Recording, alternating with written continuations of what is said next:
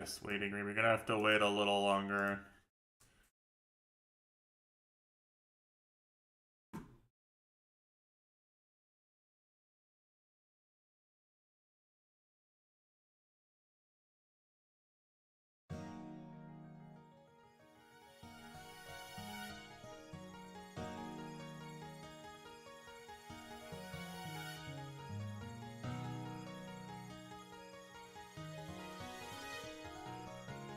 Yakuza 4 waiting room. Well, that one's a bit closer. You have a shot. Certainly you have a shot. I'm not used to playing this game in English with the V-patch on.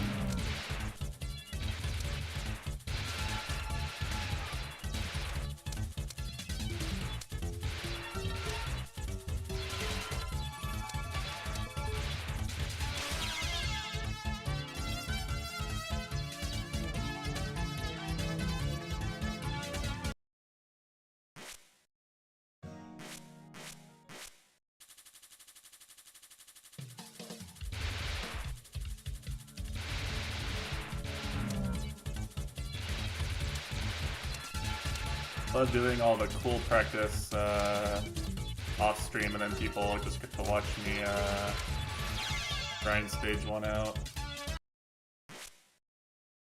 Very cool.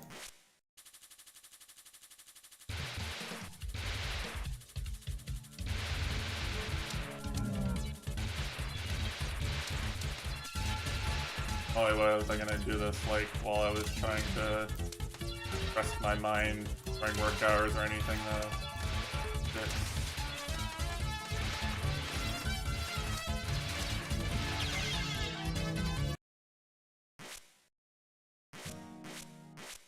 This is actually a much harder opening than hard version of it.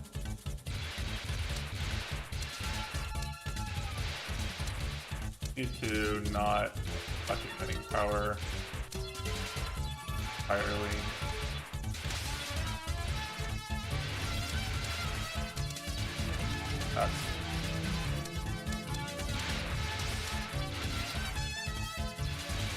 The Yakuza 4 probably sucks, by the way. I'll throw that out there. Not expecting Yakuza 4 to be good.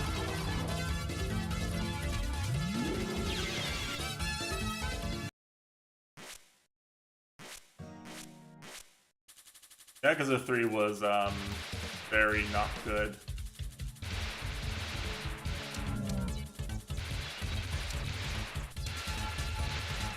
In spite of me really wanting to like it, I really couldn't bring myself to like it.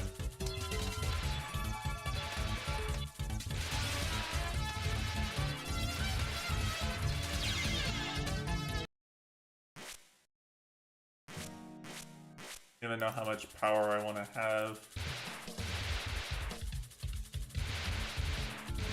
I don't remember what good power is going into the box. The problem is that I'm not getting the I'm not getting any big T drops. If I am, I'm not seeing them in the sea of other red. Maybe I should have actually practiced this so I didn't have to do this for half an hour.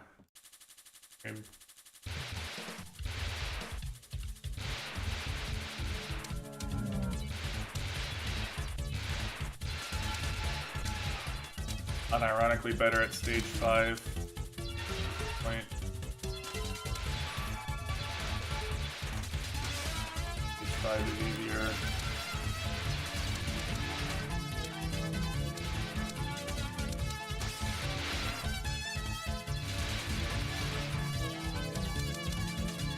That's 21. I guess that's better. Wish I had gotten a big power drop.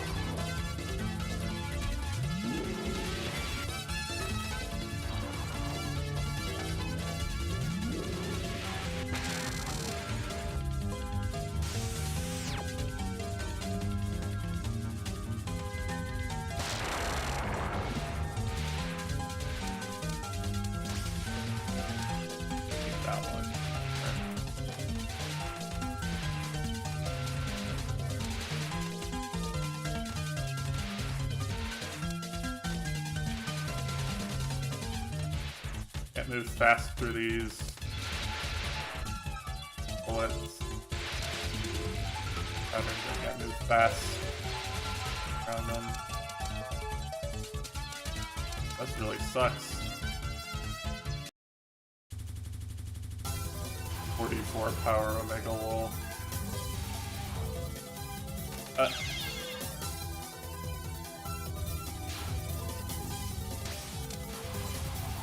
Forgot how that worked.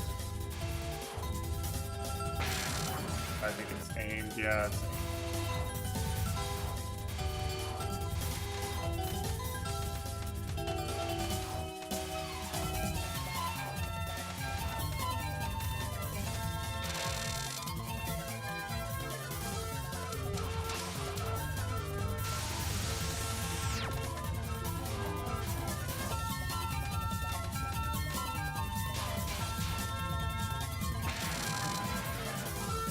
Yes, it could be worse. It could be SA.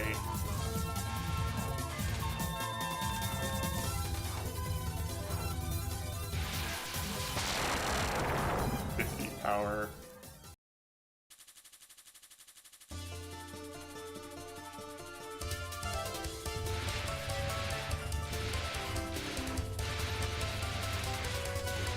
Rip run already. You know what?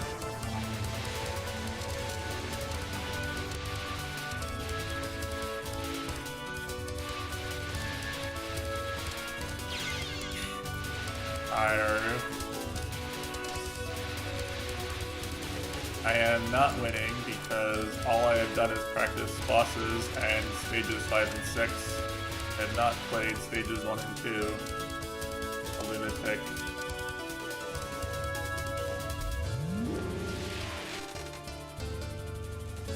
You guys get to watch me remember how to do stages 1 and 2. Save the most exciting content for the stream.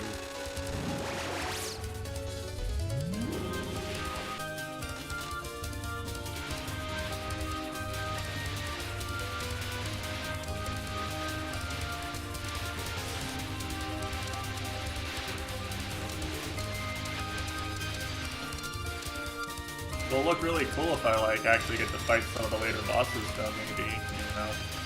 Those will be cool.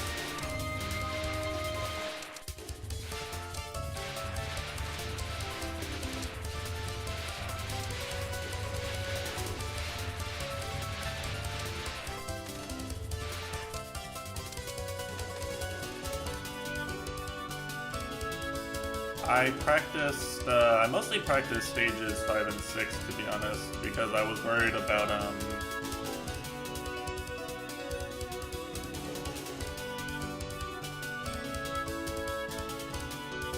about like choking lies in between the bosses, because the bosses, once you get to that point, you can kind of just steal yourself and,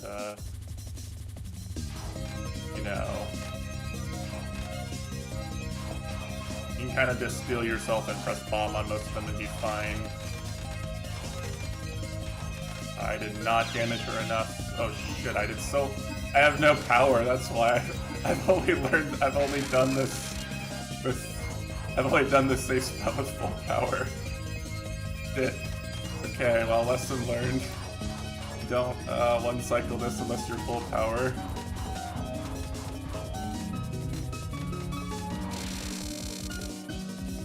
Hardest fight in the game. And Cherno's not easy.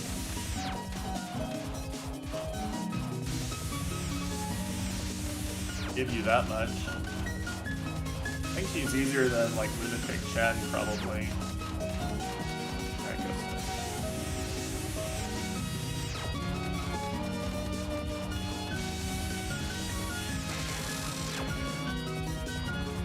Yeah, I actually died to Rumia's first non in this run. So, you know, I get to add that to my skilled player bingo card. That's a free square. I wanna not do this, Cherno. Can you, Cherno? Okay, well we're gonna continue so I can have stage practices on this score file and I'll have to switch score files. But I'm not gonna be happy about it.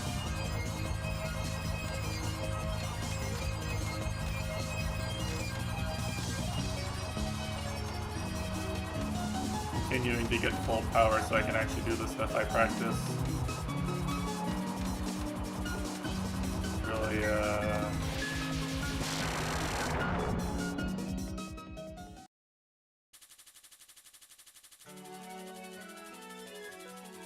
I remember, is this the right side? Definitely, right? Yeah.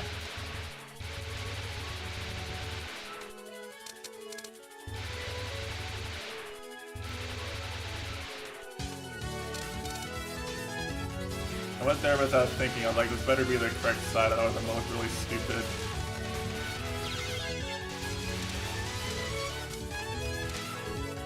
One thing I actually don't know that may or may not mess me up is I've been playing without D-patch for the past 2 or 3 weeks. You know.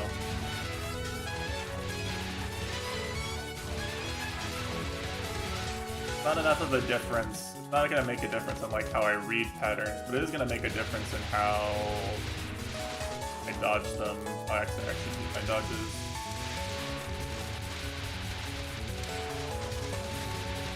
Okay. Not great.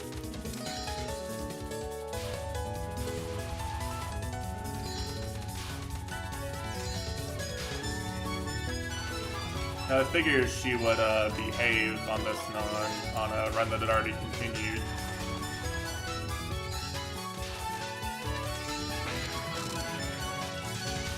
It really figures.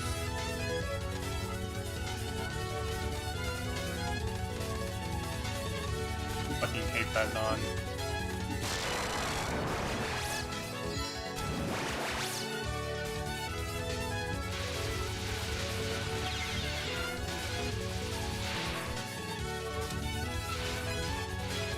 How that happened. I'm just strategically deranking the bosses right now. I don't mind actually.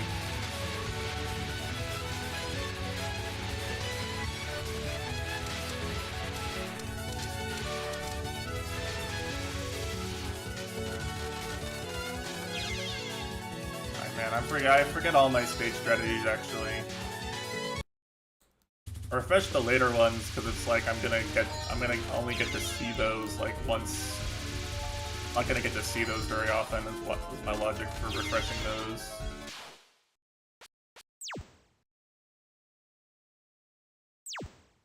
The idea is that I have to practice those ones in practice, or else you're never gonna learn it. Even if truthfully, I think the stage 5 route is actually probably one of the easiest ones to execute correctly.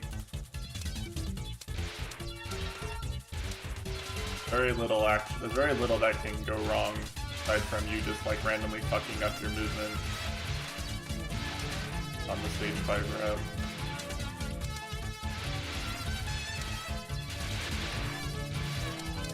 Also, hello Nitesh. 15 power, let's go. Getting worse.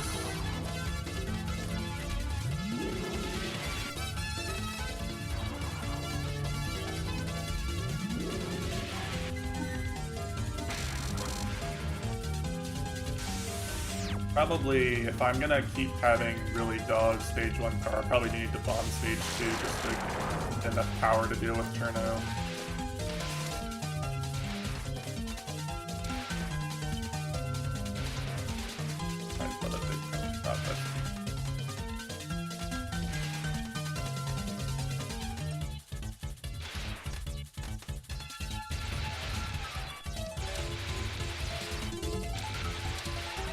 My collection is so bad.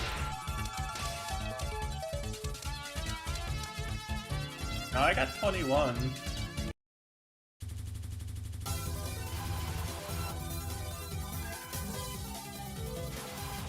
Oh shit, she did the other one. Not the green one. Blue one. There's the green one, okay.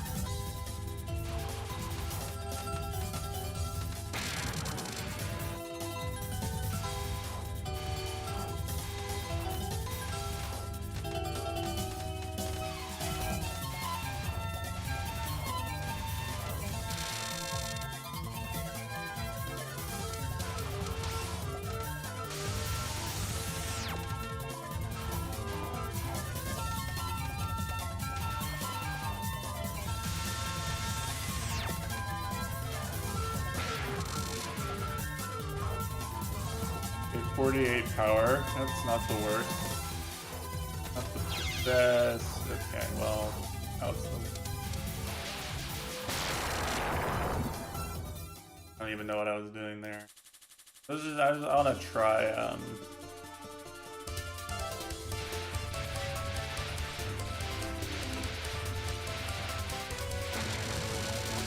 much power do you get from doing this? 30? I guess that's good enough if you're like, I don't know, if you're like 70 power or something after Rumia like you're supposed to be, right? You have a more acceptable amount of power.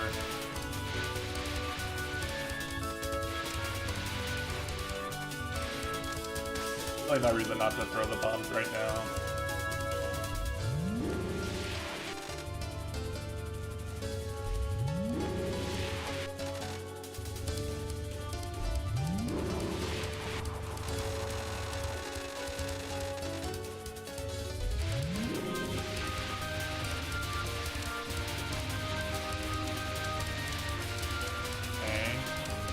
Hello, Chitando.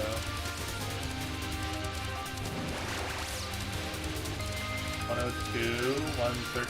That's not the worst, actually. This is workable. Okay, so if you take out the Death to Rumia, this is actually a usable route, I think. Even with the absolute dog collection in stage 1.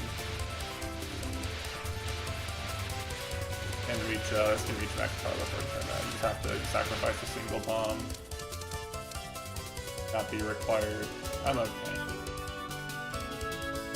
You're playing some Toho. Oh shit. Oh, okay.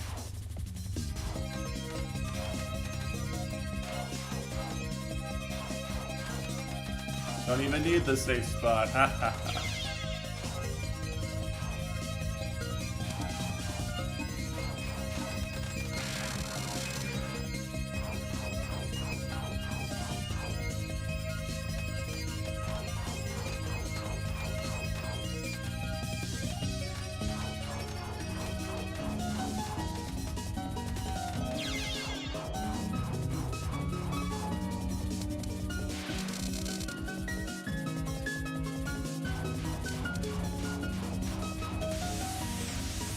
Can't believe I used to be like so annoyed by this non. And in patchy nons, like it's really just, if it's just streaming, then just stream it forehead.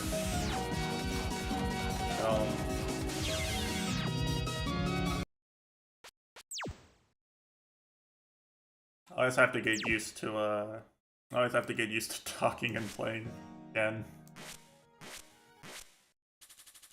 Just sit there, I just sit here with my brain off. Not thinking about things to say or anything really. Focusing solely on the bullets. And I practice and then I turn stream on and I have to be interesting.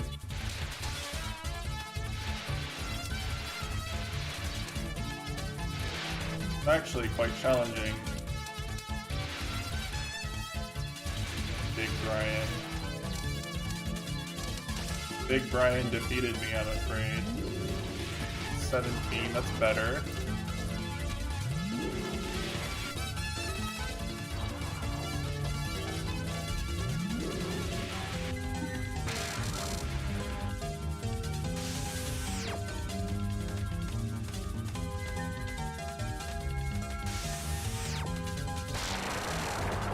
I don't understand where the fun's supposed to be in that card, for the record. What's the fun part of that? Unless you're trying to graze it.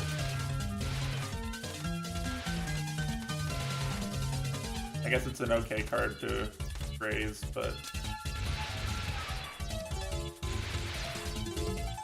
Wow, how fortunate. Big power drop. Oh, 49. Wow, we're rich. We're in the money now, boys.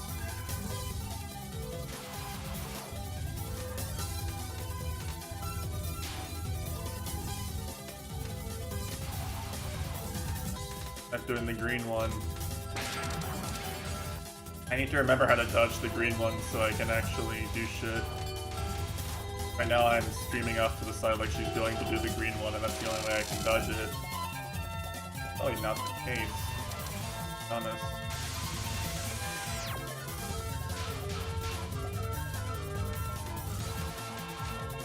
Rumia things, I guess.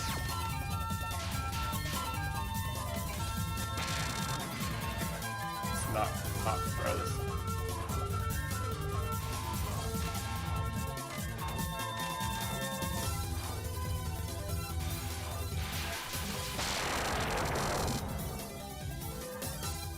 Alright, we made it past Rumia without throwing. Only took 20 minutes.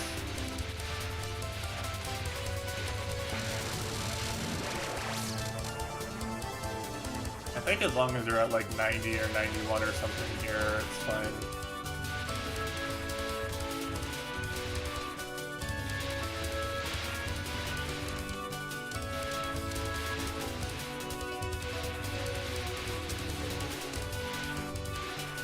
The thing about Lunatic in these games is just that there's like, I know I've said it before, there's just no points where you can just turn your brain off and take a break.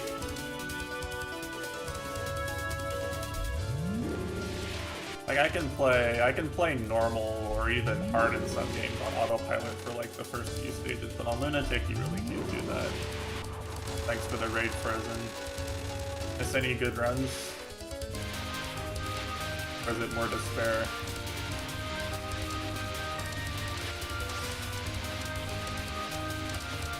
Mostly despair what I was watching.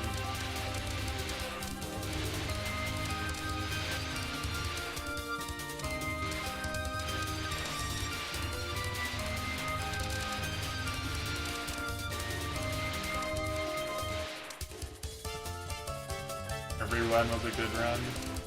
Gee, that's some DNA there, actually. Damn.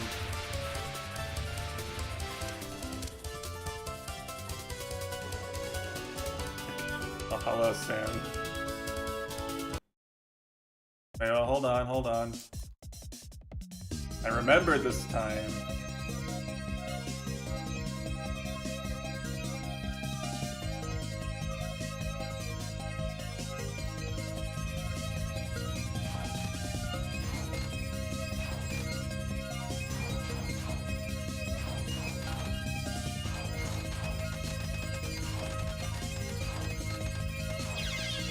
Huh. So why wasn't that enough damage? I tested this. I did this for like 30 minutes or some shit. It wasn't that hard. It was like 3 weeks ago though. Did I really just forget?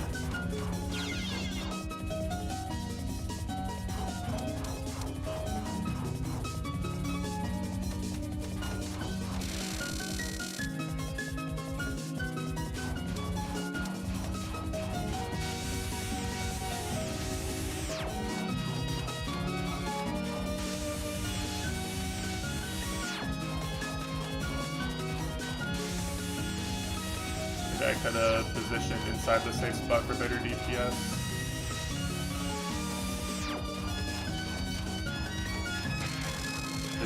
Didn't aggressively shove my ass in Trina's face enough.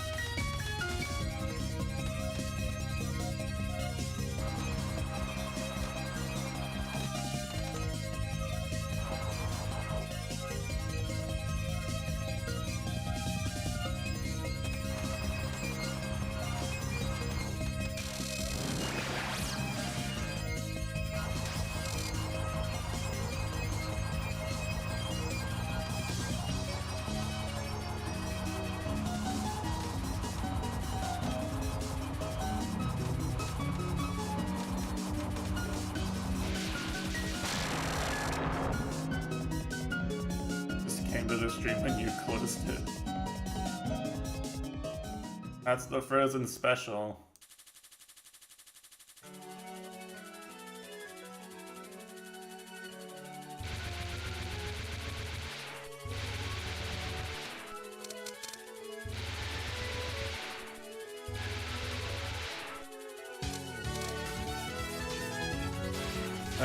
I wanna like get some runs that aren't dogs through stage 3 maybe.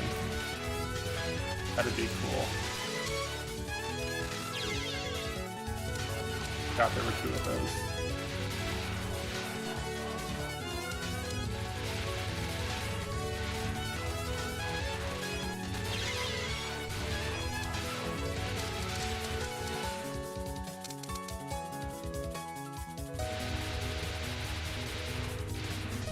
Gonna put more points in left.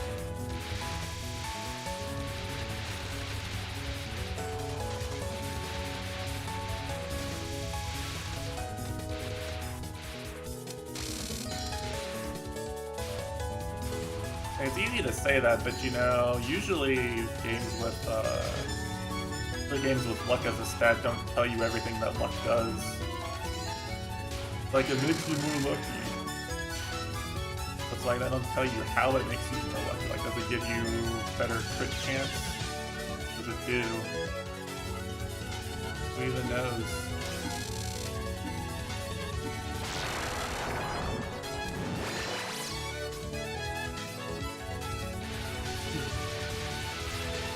Actually fight the boss.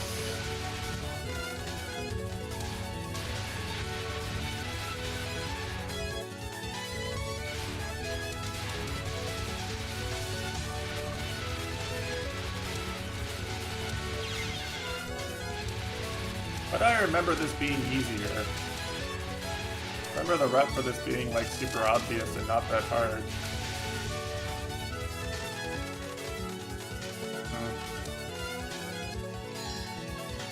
Not tight. Not always. Not even though it's a kappa, it's not even always, because sometimes the wiki guys don't even know. Like, sometimes it's like, sometimes you literally have to decompile the game into source code to find out what luck does.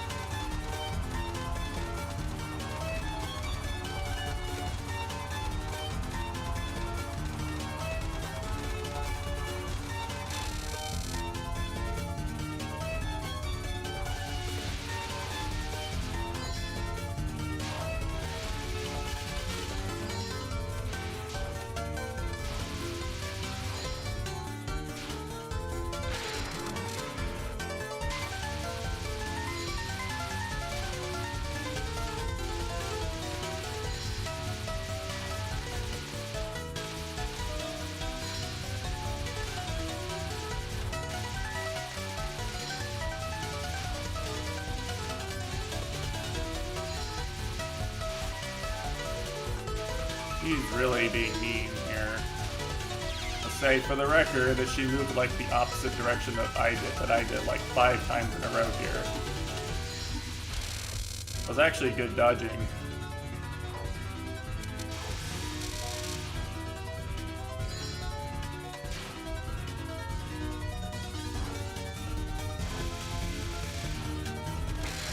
She's just being a bully for no reason.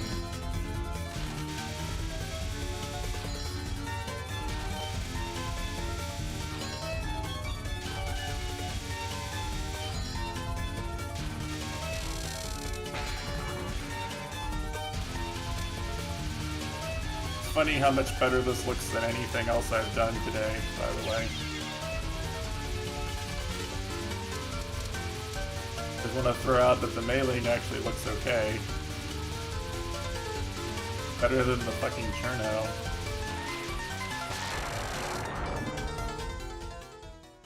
Whatever.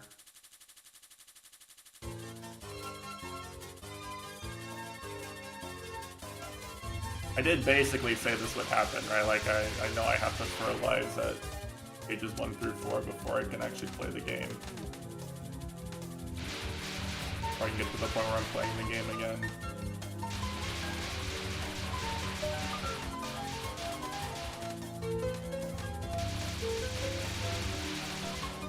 I had a full power cancel, thank you.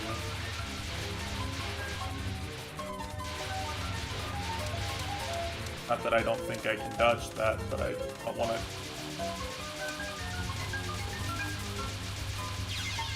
God, I forgot stage 4. I was thinking about books.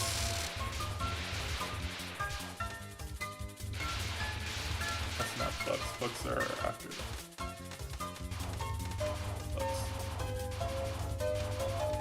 Not even max rank books, not bombing it anyway.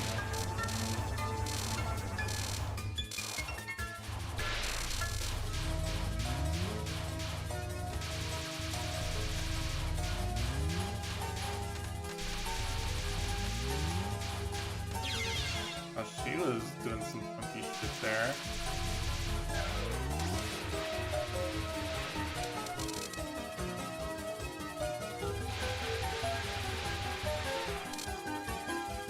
You don't find out the parts you're really bad at until you actually start doing runs, usually.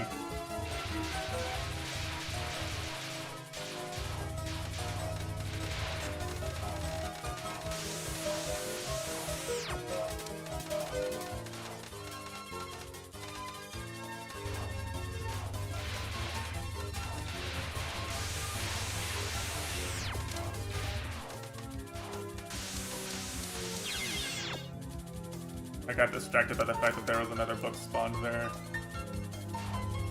Here.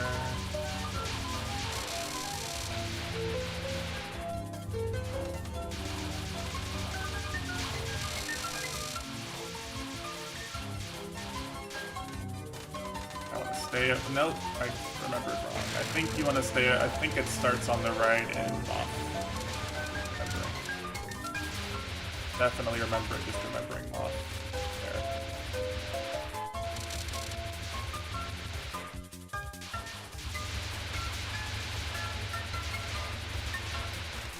Basically the same idea in Moth, but you know.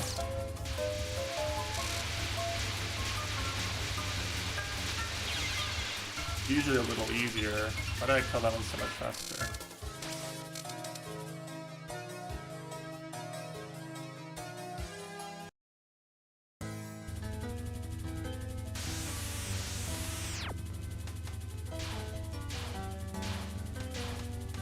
I'm not used to the background actually being blue properly here. Also, I'm not used to this not being max rank, actually. That's so fucky. They're so slow, actually. Holy shit, I don't know how to do this anymore. My entire strat for this is based on it being max rank.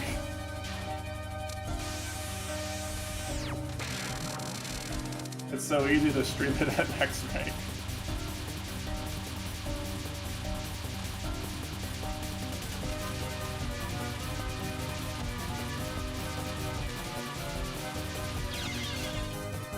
Oh, we're winging it. We're doing it live.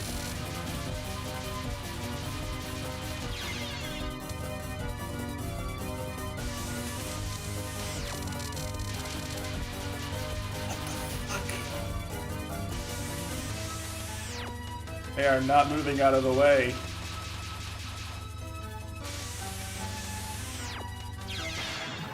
Oh, I can't do this anymore. Oh no. Oh no.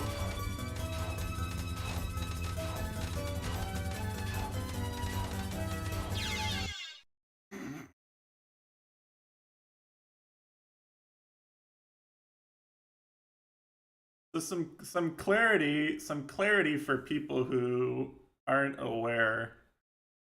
I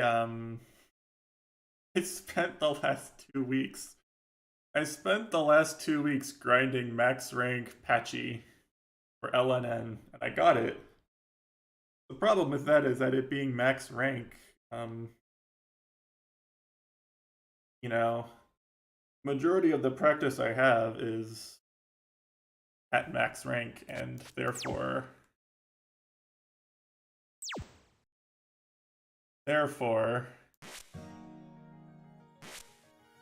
I don't actually know how those nons work at low rank. And you've died to the stage a bunch. I didn't realize it was going to be that much harder. And when the bullets are faster, they move out of the way, like they're so easy to stream. I have to like literally practice a low rank streaming strat or some shit.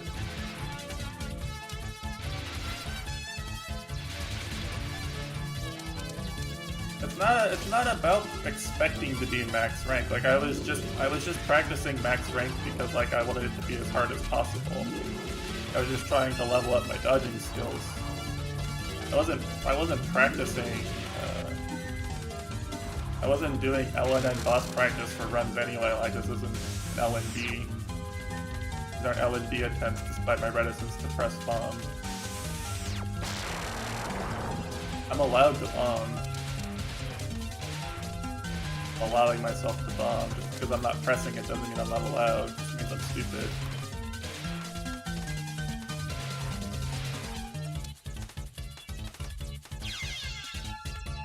The problem is that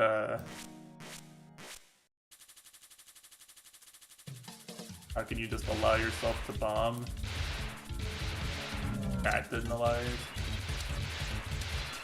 Does chat really want to see like my 70 power Cherno? Because if I'm not allowed to bomb, then we're gonna see a lot of like 70, 80 power Cherno.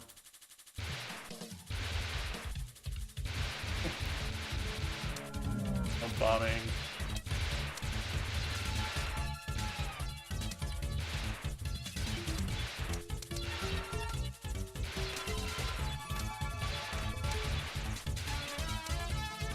I should have played extra today, honestly. I can probably just fire off some actual extra runs without really doing anything, without really warming up. Hungry. Hate to see it.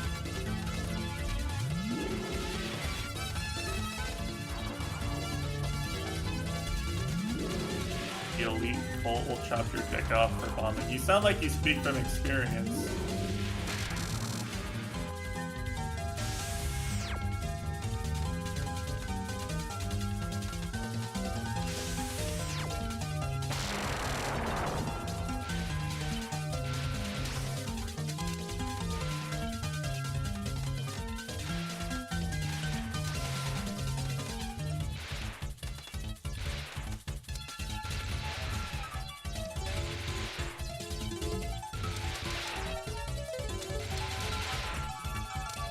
In all seriousness, the reason I'm not bombing is just because I don't intend to press bomb in most of these places once I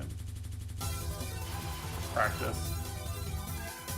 Unlike some people, I'm not disallowed from practicing later stages just because I haven't gotten there without using continues.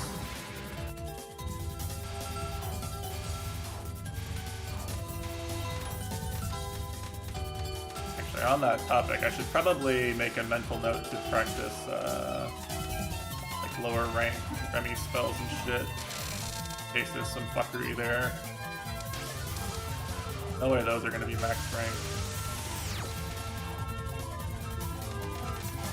What is how you, okay, that's dodgeable. Why did I not dodge it?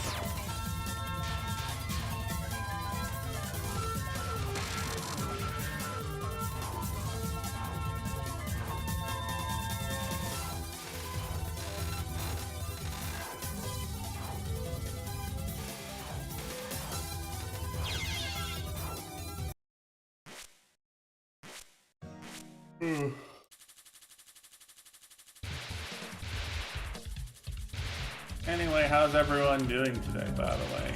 Anyone who wasn't here right when I turned the stream on, you're doing well.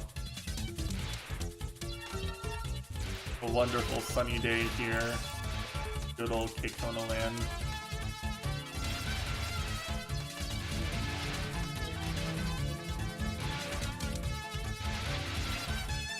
It's actually the kind of day the characters in this game would hate, you know, but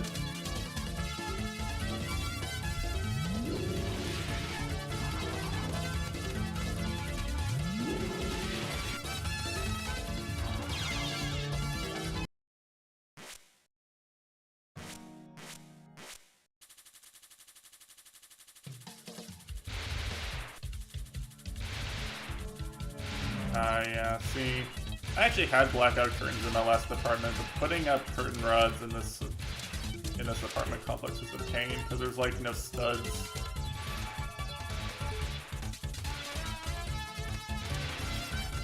Being an apartment liver means I have to take things like that into consideration.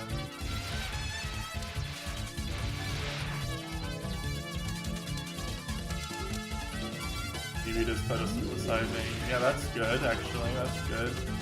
+1 for Plankton. TV. Doing good work out there in our oceans.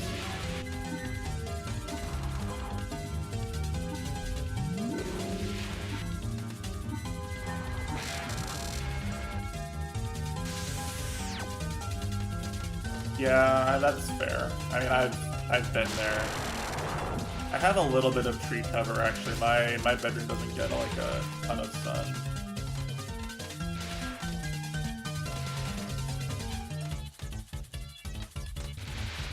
My bedroom doesn't get like an extraneous amount of sun.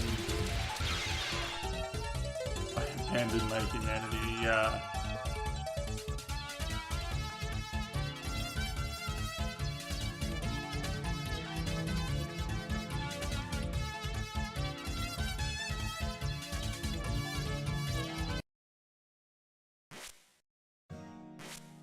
I say, we're all JoJo memers now, right?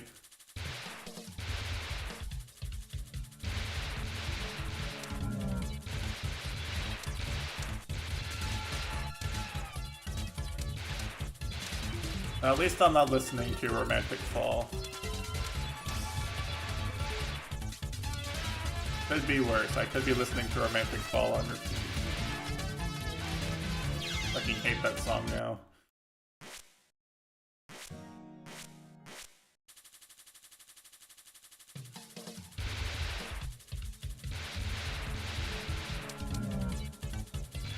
It's not like it's bad or anything, but like it's not good enough to listen to that many times either.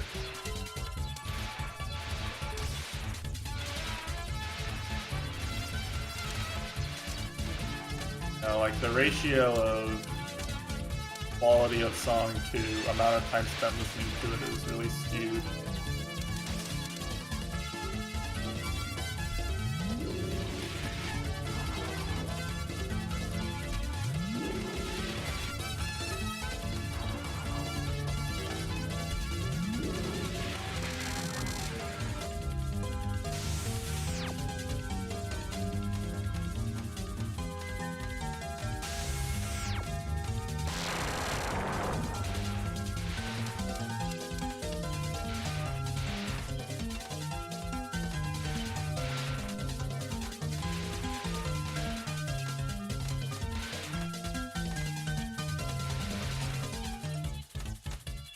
Now, if the sun comes directly into your window and you like sleeping past like 7 AM, then blackout curtains are kind of a really nice luxury to have. I've definitely been there. It's just not necessary or practical in my current place.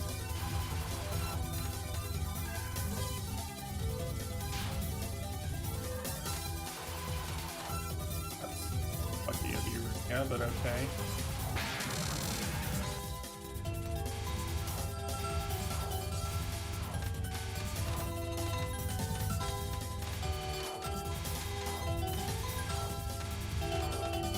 What am I gonna do if I get to Apache with low rank, like, literally today? My plan for today. Obviously, I plan to practice at low rank a bit because it is still just streaming, and you should be able to just stream at low. But what's my plan for today? Am I just gonna bomb it today? I feel like I kinda have to. Muscle memory is too entrenched from practicing at a max rank to just, like, learn something new on the fly, like just try to read it on the fly.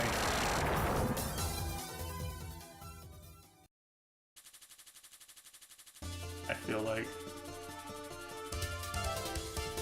like that's not a winning effort. And maybe see stage 5 today if I was willing to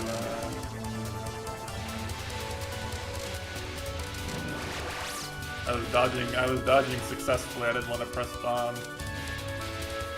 That's why you press bomb in that situation. Press bomb. Power only. I don't want to let these guys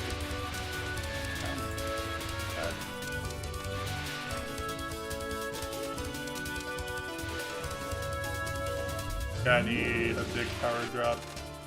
Actually, power now.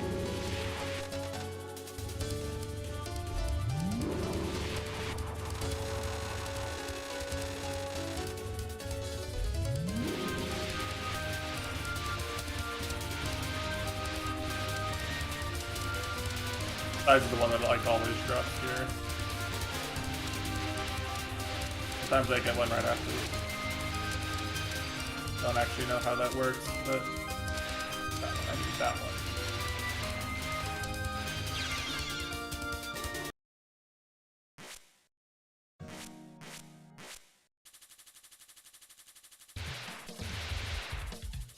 It's kind of funny because, like, if I actually try to run into those things, I don't think I can. Even if I was deliberately trying to run into those, I think it's actually hard enough to hit them that I can't do it consistently. Sometimes it just happens randomly anyway. You'd think it would just not happen. It's that hard to do it. But it just happens.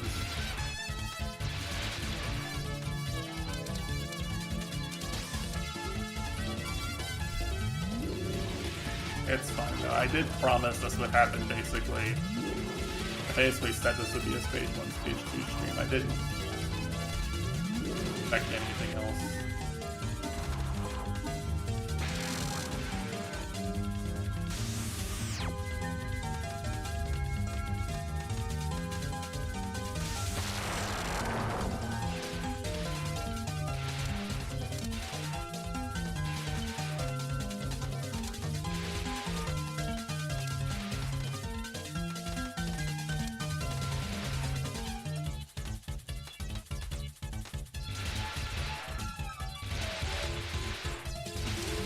Oh wow. Deserves dodge. Don't let anybody tell you otherwise. I definitely saw that bullet and dodged intentionally.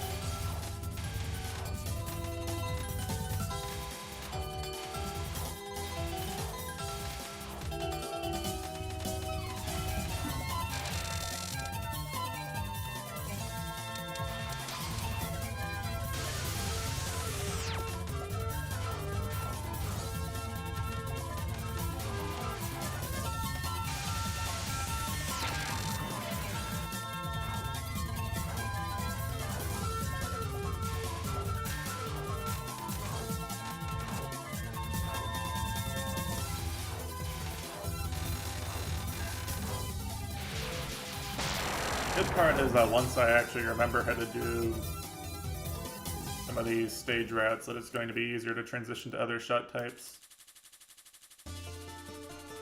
Right? So...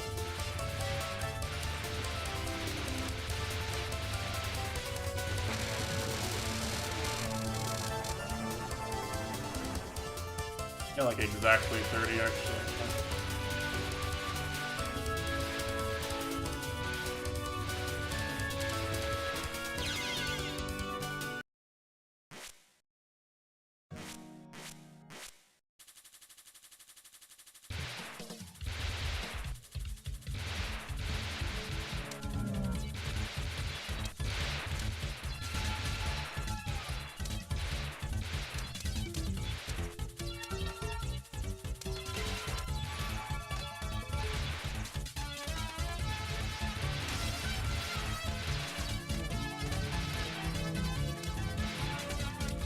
If I wasn't stuck being, like, employed and shit, it would have been something really cool and, like, pulled out an actual de-rusted full game, cashed in my clear, and then, like, booted up Celeste or something and revealed that I've been, like, secretly practicing 7D. That would have been really cool. I mean, it's obviously not going to happen, but like, imagine if it did, right? We can all agree that'd be pretty cool.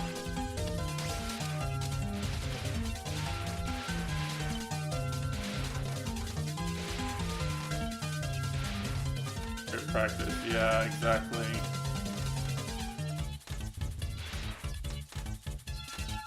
Am I practicing it? No. Last time I played Celeste, I practiced 7C, 8C, and 1A dashless.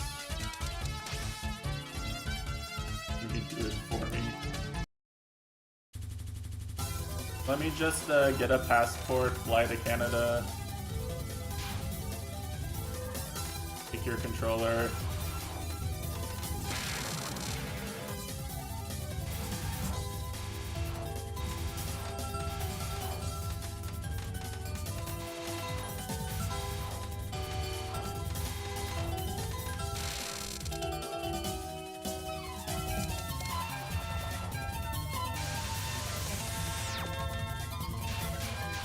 Oh yeah, I need to bring a controller, that's right.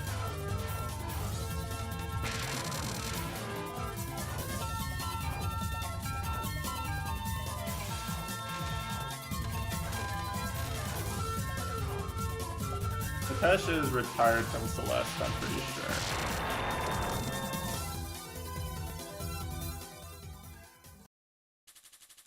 Tesh has abandoned the path of the mountain.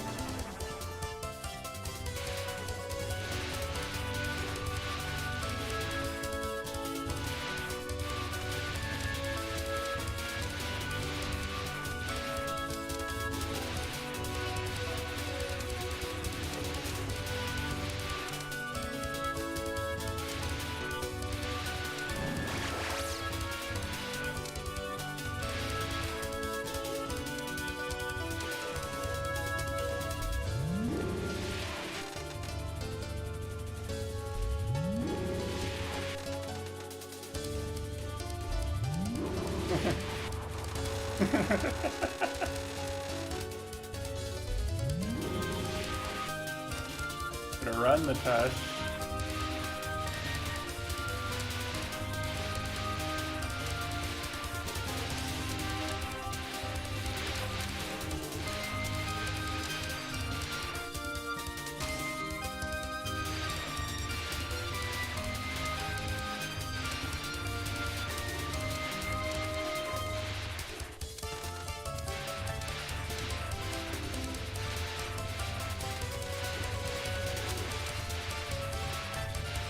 Big power drop, less RNG?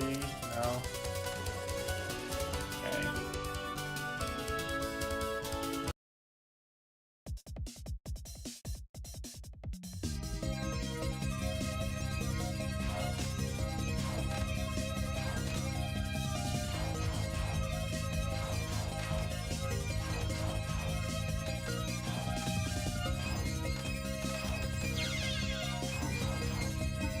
Yeah, I haven't practiced dodging that legitimately at all. So it's gonna be bad. Hoping I pick it up in the middle of playing today, but I probably won't actually. I only practiced the cheese strat.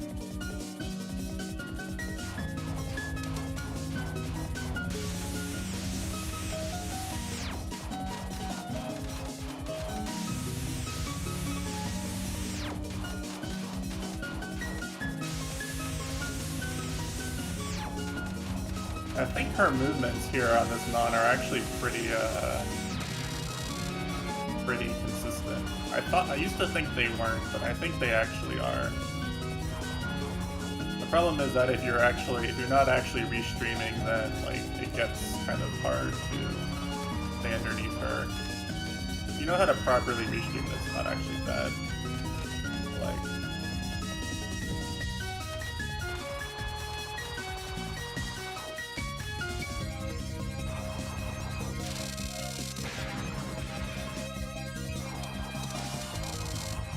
Yeah, it's actually kind of an easy non. It's easier than the first one for sure. Unlike Patchy's streaming nons, I don't think it's as affected by rank either. It's kind of nice. Like with the Patchy nons, the whole idea behind my route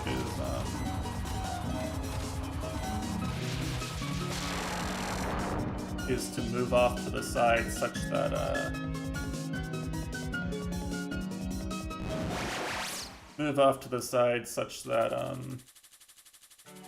as soon as the lasers are out of the way, I'm redirecting everything so I can get back to the middle and actually DPS her.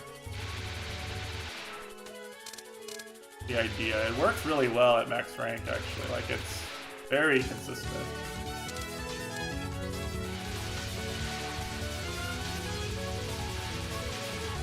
I was actually practicing for boss LNN on her. It was not something it was something I would fail like once or twice a session. Like an entire play session.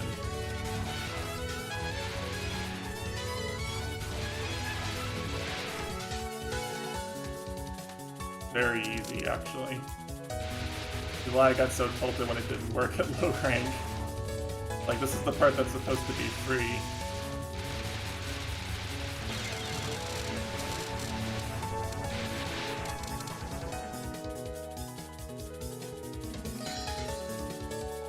But it's fine. If I get walled by that today, I'll just press bomb.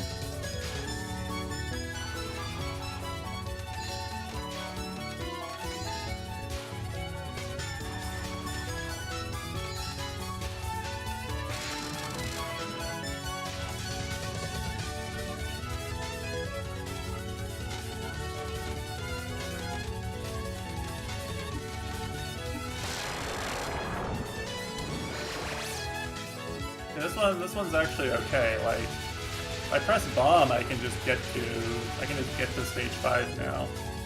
So like Omega, double giga ultra throw. Just press bomb and seize Sakia. This is more what I was hoping for. It's obviously not. I obviously don't want to have a little bit more for like actual serious attempts, but like this is a sign that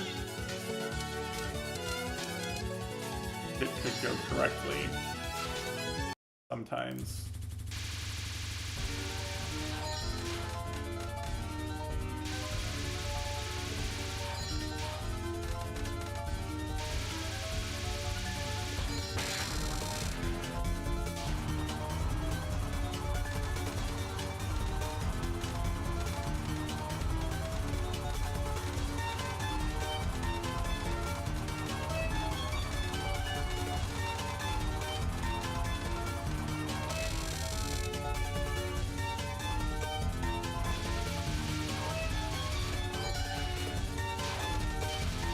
That first card, I believe, is completely static, no matter the rank.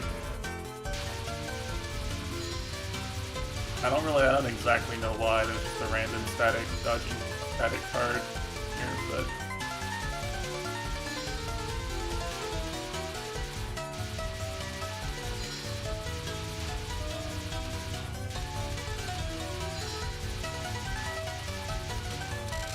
There we go. She didn't fuck me over randomly this time.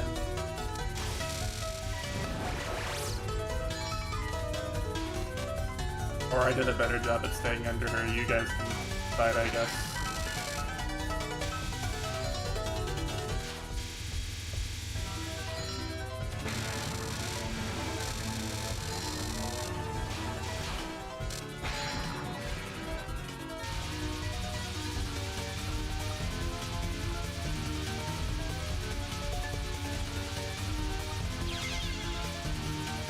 If I had unfocused there, I would. Okay. Getting it.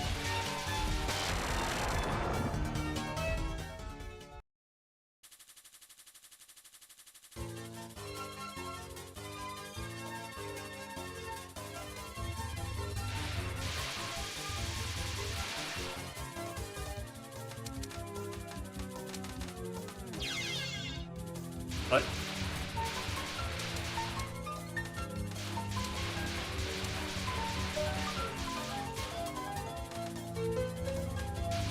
Damn kunai.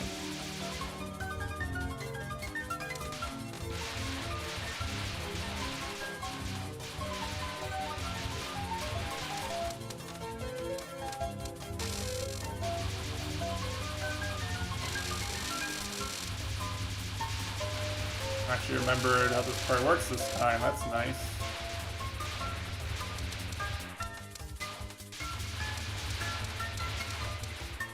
This part is just streaming. It's easy. This part is not just streaming. It's actually really fucking hard.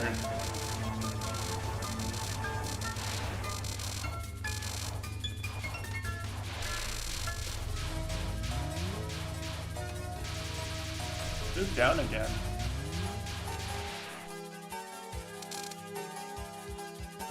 I guess her moving down is a good thing if you're underneath her, though, because then you just do damage. Fine.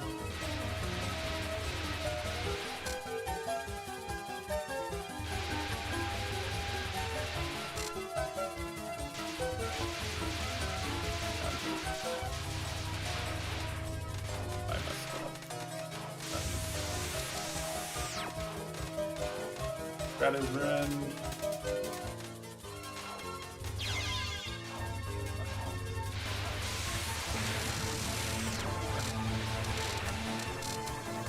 Try and take this credit past Apache with the fix life.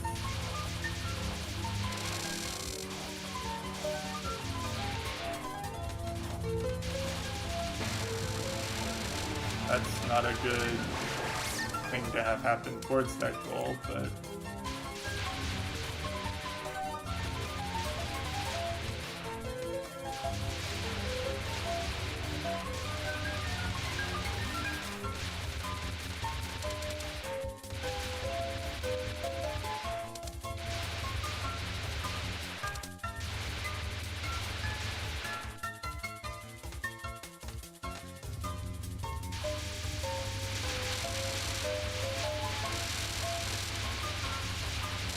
I love not being Rainway obeyed.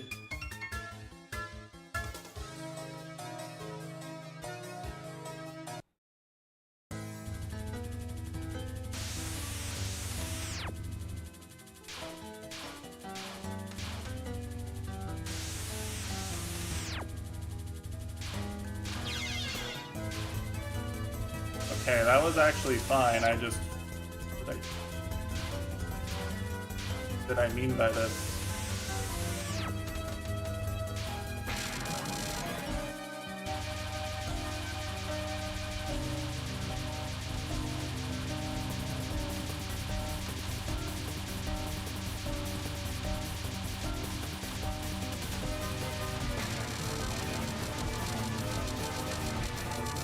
I die there in practice like 80% of the time.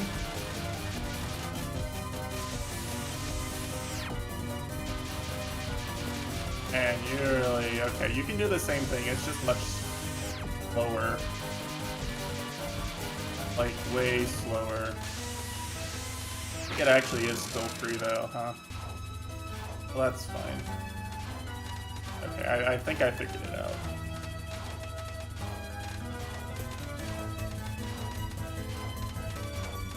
I die there like 90% of the time. He spell. D-rank Megalith. Actually still easier, but I hate the spell, so bye-bye. That was appreciably easier, but I just hate the spell.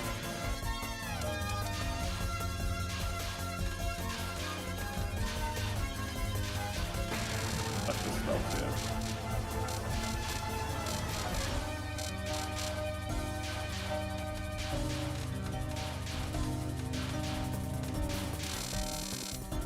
Okay.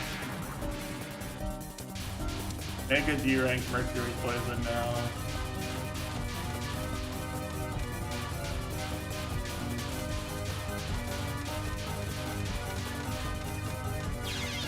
Damn it. I let myself get defeated.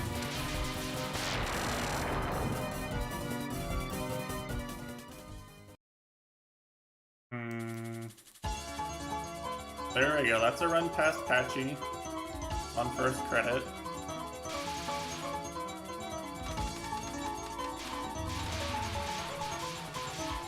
That's not nothing. I mean, you shouldn't believe. I need to have like 5 lives right here to clear from here. Right now.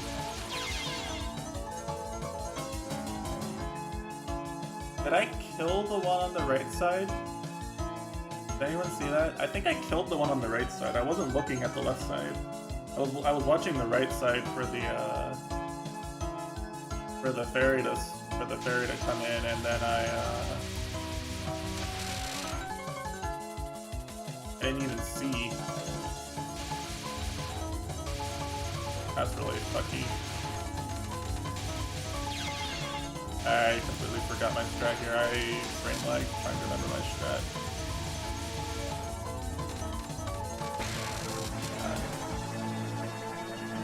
Alright, let's see if I can do this part right at least.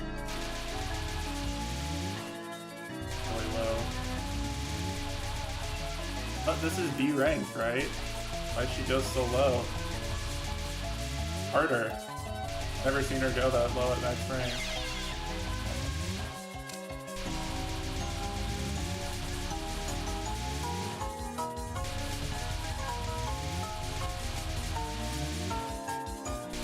Even kill this now. But it's actually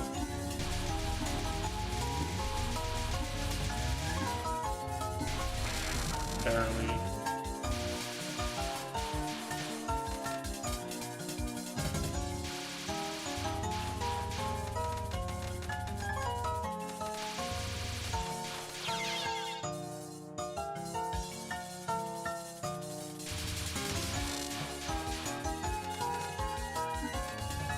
And the reason I was practicing this shit, I don't exactly yet.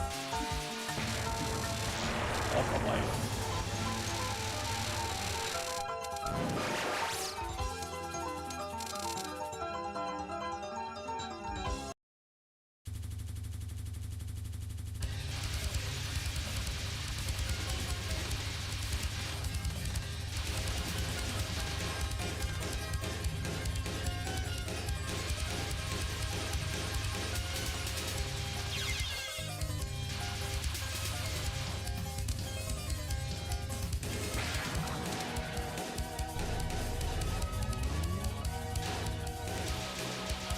That's not the nicest pattern I've seen on this spell.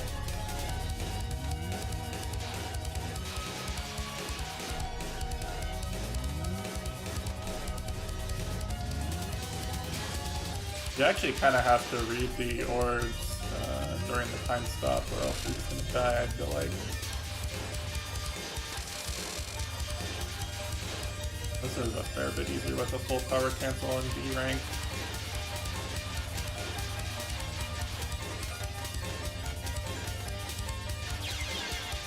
I still die, but it's still easier.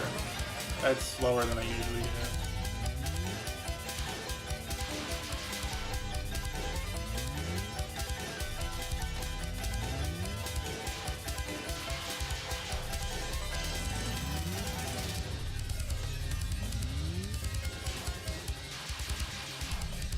There's a better timing on this, I know, but this is the easier. It's easier.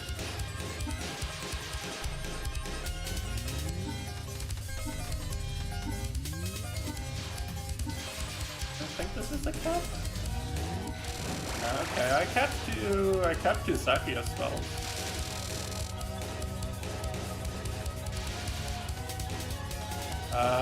Give 5 subs right now for me to not bomb Killing Doll.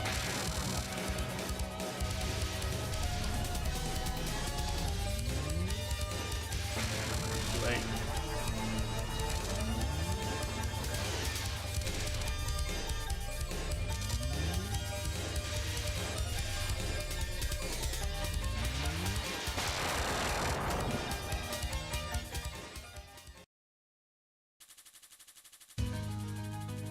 At least I get to show all the stuff I practiced.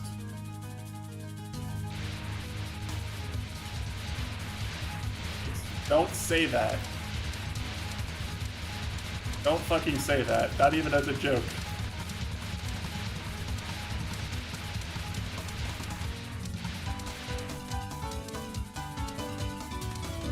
It's actually very strong.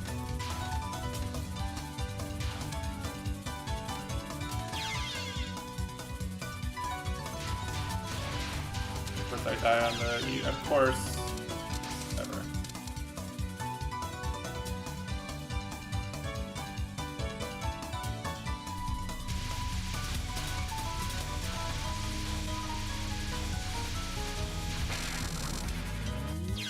Damn it. I can't get the power and get back into the safe spot.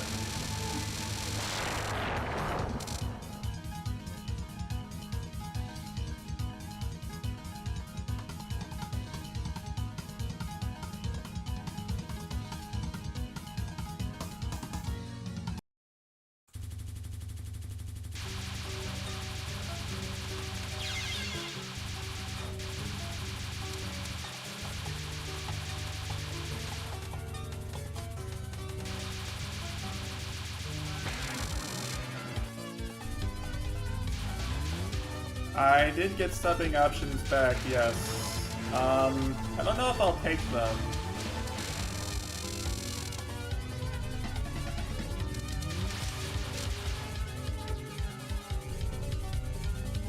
I know I've sworn off giving money to Twitch, but have I sworn off taking money from Twitch? Typical moral conundrum, you know?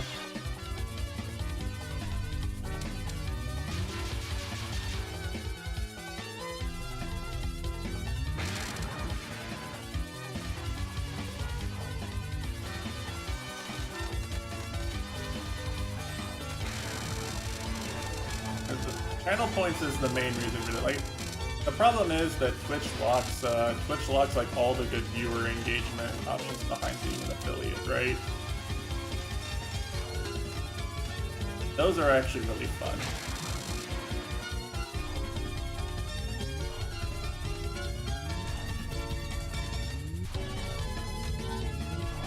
All the fun viewer engagement mechanics are locked behind being an affiliate.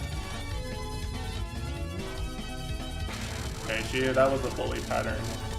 See, I actually do know how to dodge the spell. I actually dodged that for a decently long time.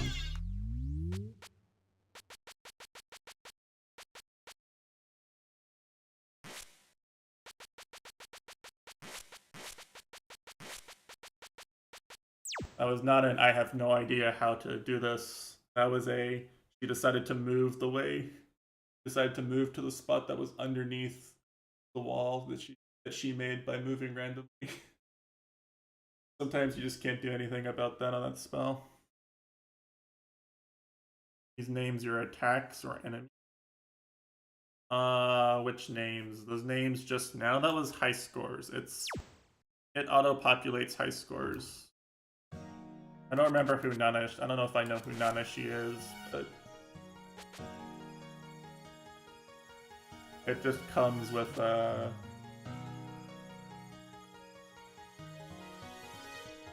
just comes with some scores pre-populated, like an old arcade. Eternal Meek. Oh, those are the enemy spell card attacks.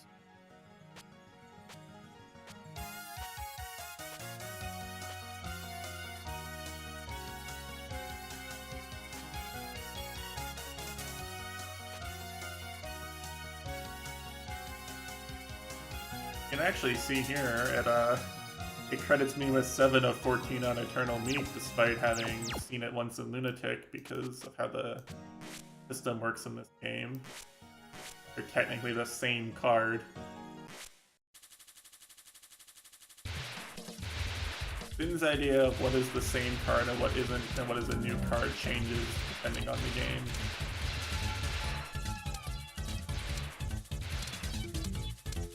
I could show off a really poggers, like, I can actually cap Scarlet Concerto on hard now. Like, I'm good enough to cap Scarlet Concerto on hard. I could show off a really poggers, like, 200 Scarlet Concerto caps, and it wouldn't mean jack shit. Right, because I'd be capping the hard version.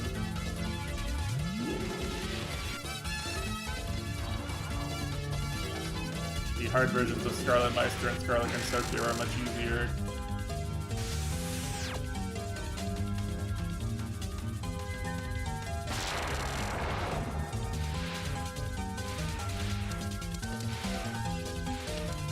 Whereas, like, in PCB is the easiest direct example, right? Like, PCB, everything is a different spell, even if there's not even a real difference between the different. Some spells are very similar. I mean, like easy and normal or hard and lunatic. Some spells are really the same, but they're like coded as completely new spells.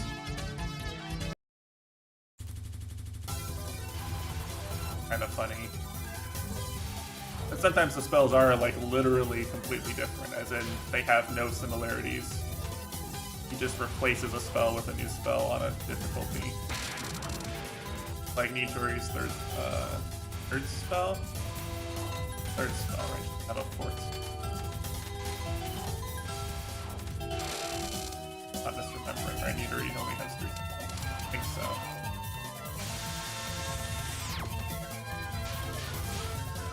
He replaces a laser spell with a like weird dodging spell.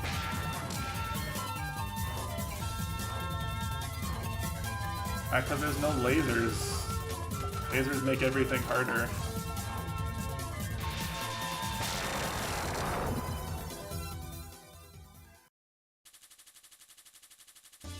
Effect extending arm. I mean, you can find a lunatic version of extending arm in SA. If you really want to. I mean, then you're stuck playing Marisa and Nitori for the rest of the game, but like, totally can do that fight if you want to. It's there.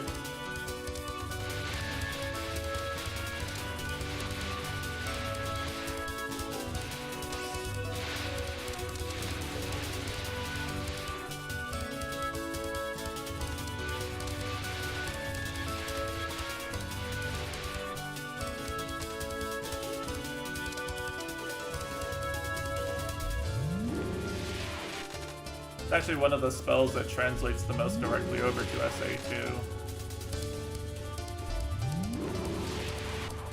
Like, I'm not even sure that Zune rewrote any of his code for that spell. Kinda works exactly the same, to be honest. I just copy-pasted the method. Your typical lazy dev. Not that I would have done anything different, of course, but...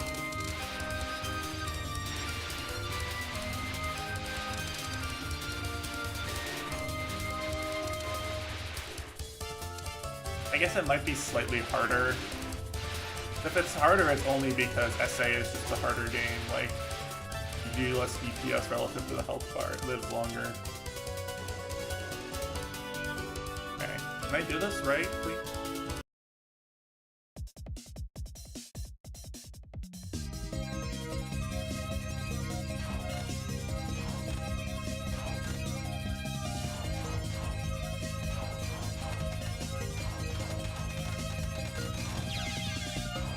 I had the HP, I think. I had the health down there. Didn't dodge.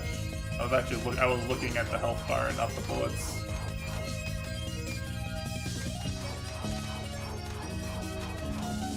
I need to get this right, or else my runs aren't gonna be really missing resources later on, probably.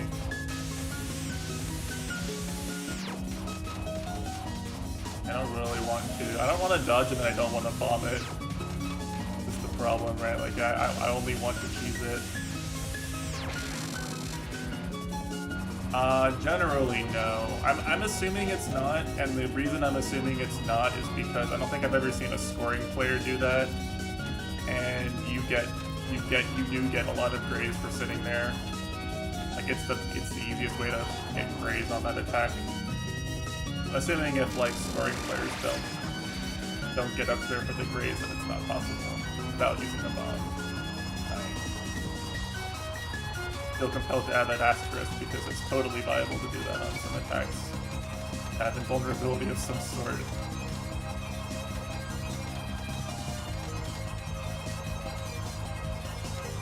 But I think in this case you can't do it without some sort of invulnerability. Yeah, it would increase. You could get like an extra 300 grays on this stage. People would definitely do it.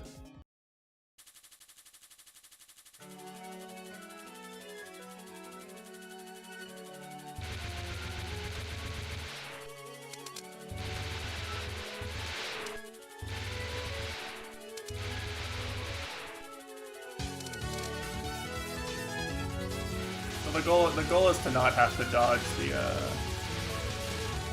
those bulky waves that she shoots.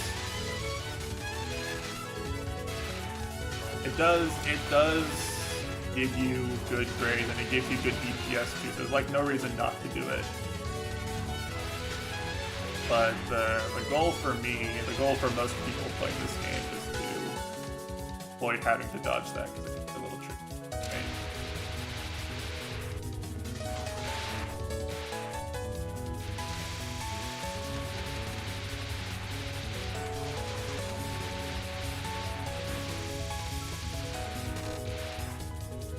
Yeah, this is actually looking a lot better now, I gotta say.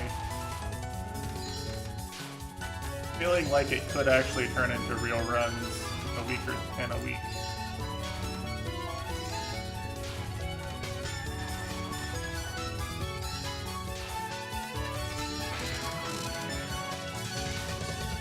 Identify some of the trouble spots and practice them up.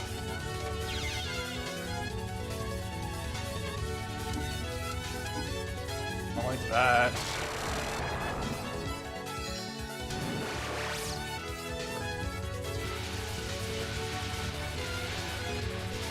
Need to remember where the ones that fire straight are.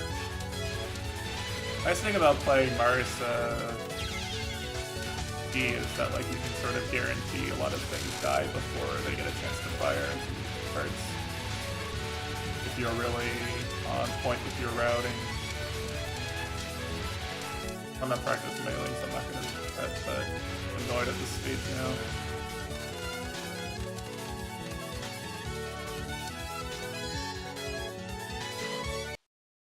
I probably won't use continues this run.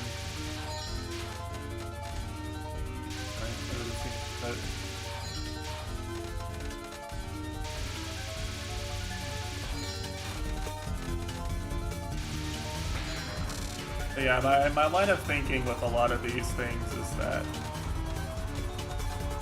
a lot of these cheese tactics end up being better for both survival and scoring, and therefore everybody just kind of learns them. I decided to buckle down and learn them because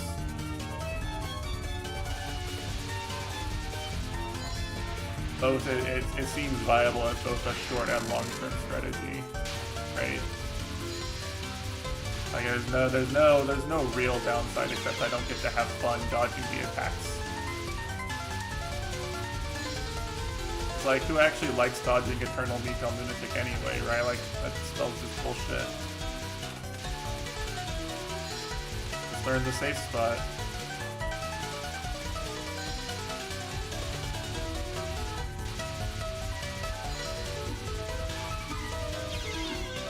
And she really bullied this one.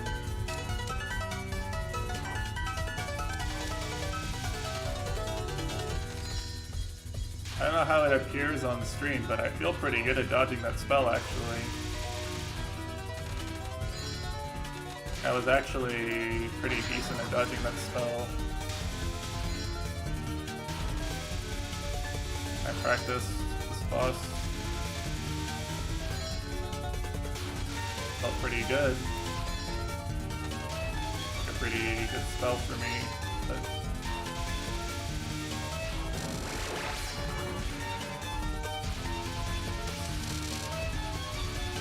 the unfortunate reality is that she can move around a lot,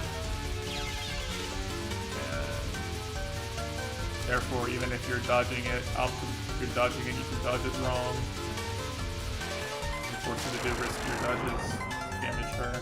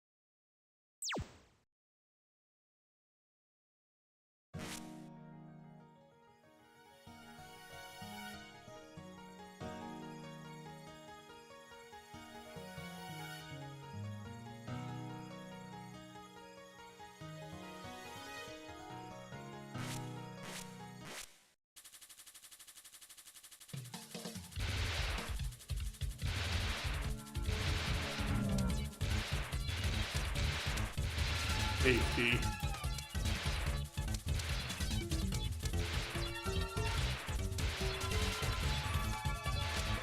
Yeah, you know, I mean, I'll echo Nitesh, you know, this game just isn't worth playing if it's not as difficult as possible. Gotta turn the difficulty up so you can enjoy fun and balanced spell cards like Lunatic, Scarlet Consortio, and Lunatic Killing Doll. Lunatic books.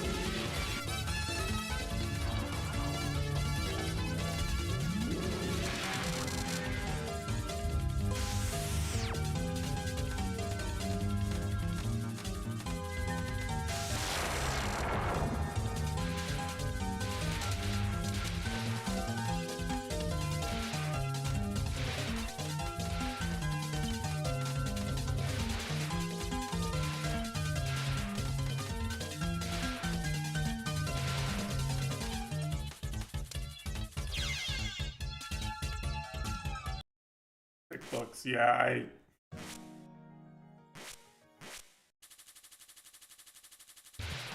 my cap rate on Lunatic books is like 1 in 300. No kappa. I do have the one, but it is like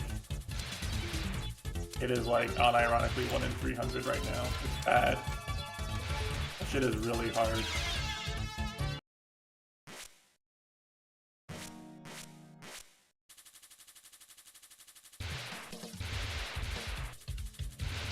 Actually kind of funny, I meant to talk about it, but it's like something really validating about reading the comments LNN type players put on their runs, and it's like, yeah, half this game is bullshit RNG. It's like, well, I guess I'm not coping when I say that, right? The game does just fucking steal from you randomly half the time. It totally does.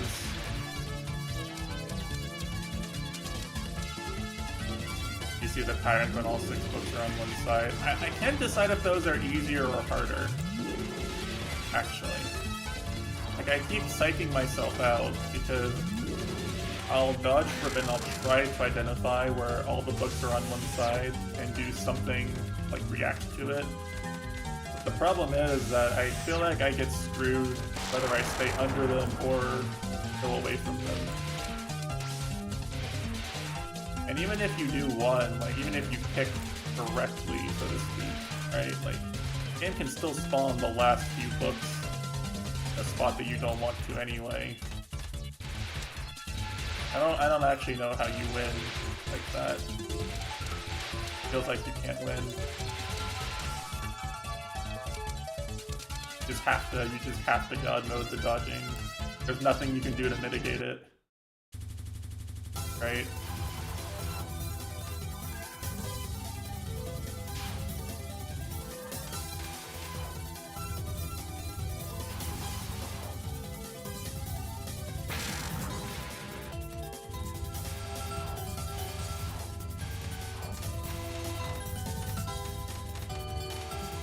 Yeah, it's, I mean, you don't need to tell me that you die to them. Like, I know.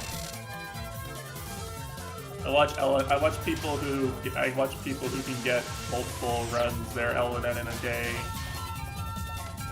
All lose them to books. I've watched that happen before. I don't think anyone is exempt from getting taxed by books. I don't think the literal best player in the world is not exempt from that, right? Whoever that is, whoever you want to say that is. Hey, Izumiko isn't exempt from getting taxed by books, right? The best EoSD players aren't.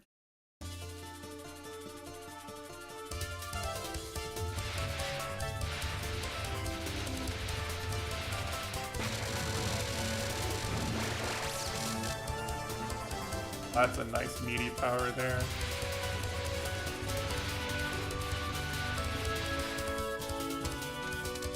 It is actually getting better now that I'm playing stages. It is actually getting better, by the way.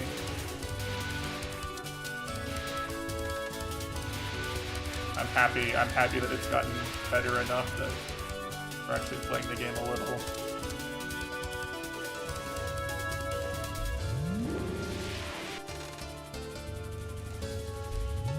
Well, I mean, there is a solution, right? You can just press your bomb button.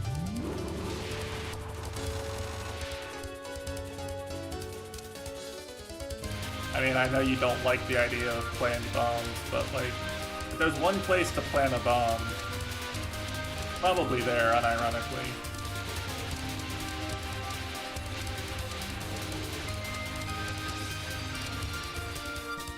I struggle to think of a better place to plant a bomb, except like maybe killing Gaul. So like bombing is as effective at both helping you survive and not screwing you over for a future section, right?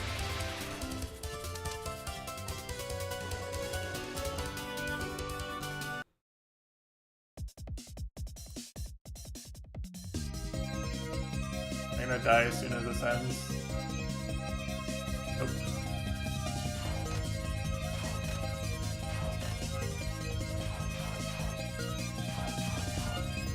Not enough. Yes. Man. You know what it is? You know what it is?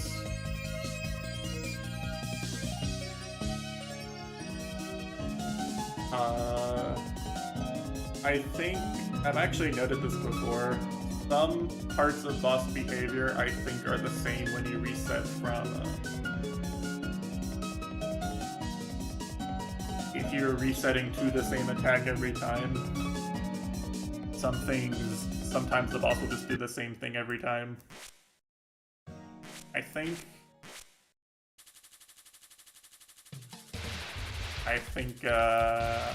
Cherno does the same thing every time when I start from the boss, and I just have my DPS and everything planned around that. I'm not good enough. I haven't played it properly, so you have to react to where she goes. DPS in before LNN. I mean, if your goal is LNN. Every player I've seen like trying to LNB or LNM the game. Like just we'll bang out multiple runs past into stage 4 in a day. Like that part is all like Mei can control you a bit. She's hard sometimes, sure. But like for a player of that caliber, you can get multiple runs at that point in the day. It's like you look at books and it's like once you get a run past books, it's like, oh shit, I got my run past books, and you start panicking already in stage 4. Like it's that level of a wall. It's unfortunate. There's no way to mitigate it, right? Like it's such the game.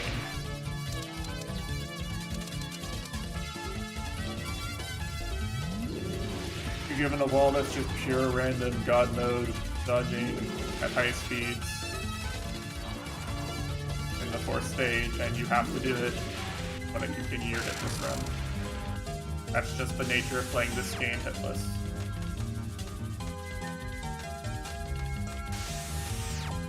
From off, that wall is Aya, right? Perfect Wind God. I've watched people get multiple runs to Perfect Wind God in a day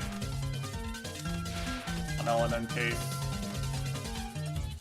I haven't seen very many people get multiple runs past Aya in a day. I'm not sure I've seen that many LNN type runs get past Aya, period. Or I guess it goes without saying, but also scoring world record level runs. That too. Since they are practically the same in terms of resource usage at that point. You know, like the best players in the world don't make it past Perfect Wind God. More than like 1 in 10, 1 in 20 attempts to get to there. The nature of the game. So you either pay the tax in your time, grinding and practicing until you can get enough runs there that you can capping it 4 and 50 times. Capping it 4 and 50 times is enough, or you just give up. Right? Those are the options.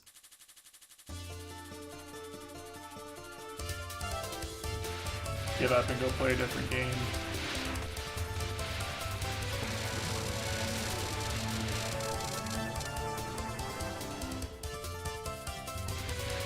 Some things you just can't make easier.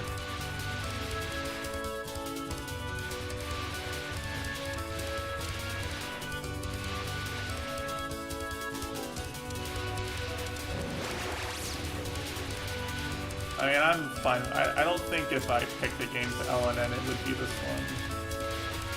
To be perfectly honest, if I had to pick a game that I thought would be fun to try LNN, it would probably be SA.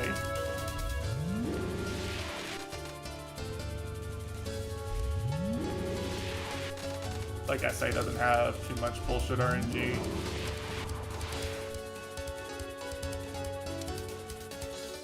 Just got micro. I don't really mind the micro on most of SA.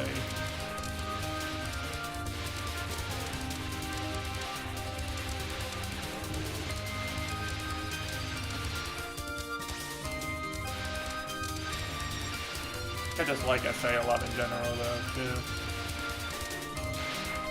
It's a fun game.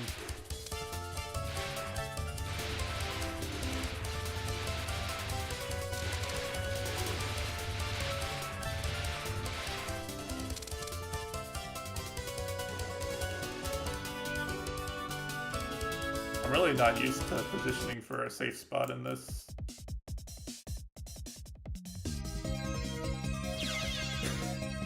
I knew this would happen at least once.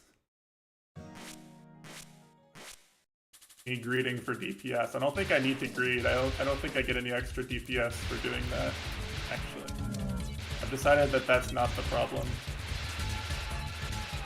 I will maybe test it just to be convince myself 100% that it's not the problem, but I don't think that's the problem. The problem is me being bad after that part.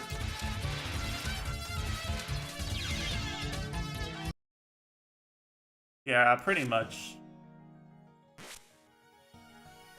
No, I was too far down. You have invuln during the dialogue.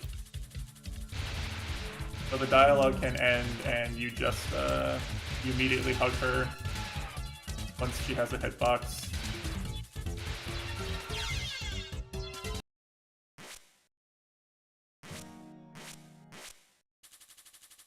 SA is a good choice. Moth would be a good choice despite Aya being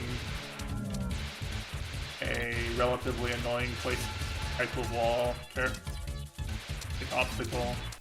Moth would be a good choice, but you have to learn Kaneko really well, I think.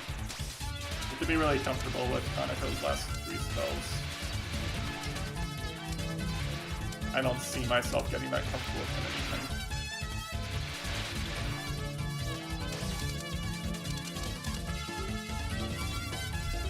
Yeah.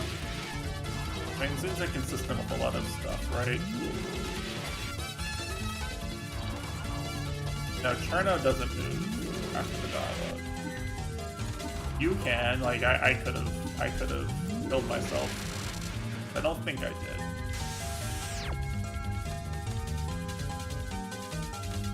Someone remind me, I actually want to, I want to put up a input display while I play these games.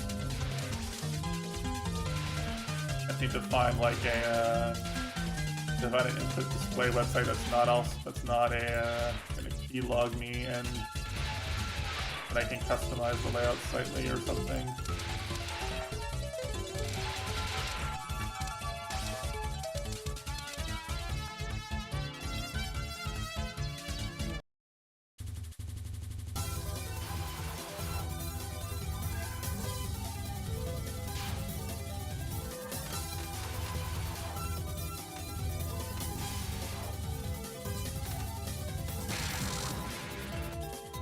Can't do the cool grays shit there.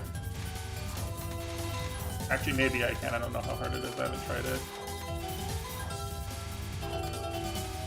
Haven't practiced doing the cool gray shit there.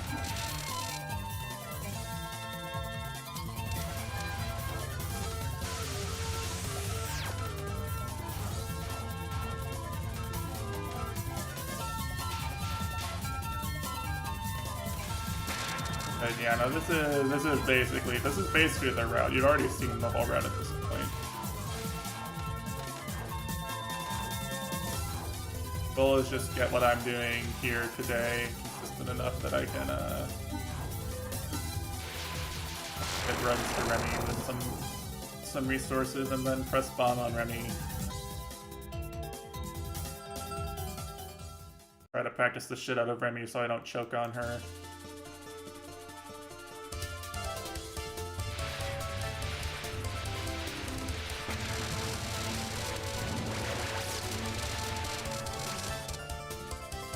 It's actually better the earlier you press the bomb there, I feel like.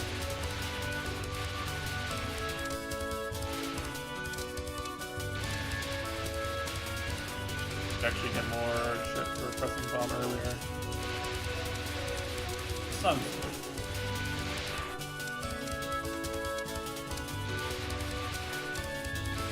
One of the nice things about this game is that it actually front loads just with a good stage BGM. If you're resetting over and over again, you get to listen to your favorite. I get to listen to my favorite stage BGM a lot, at least.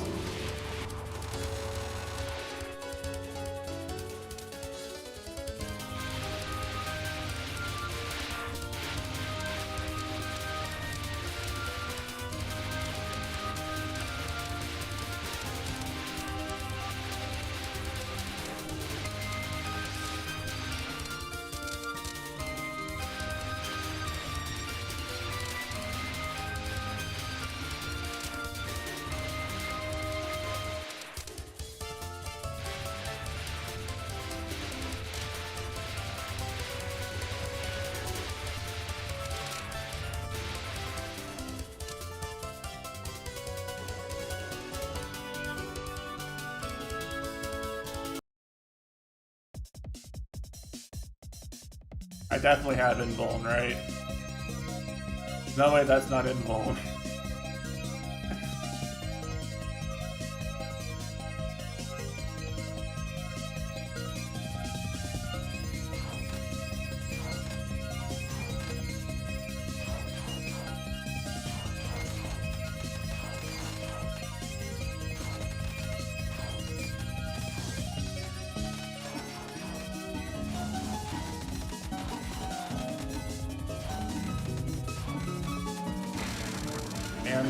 Okay, I didn't need to do that.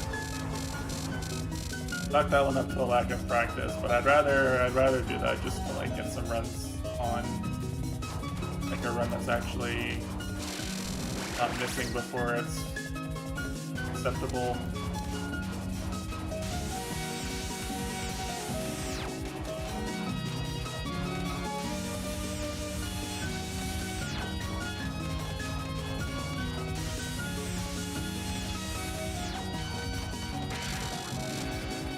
Just gonna Yukari smug every time I press bomb, Nitesh.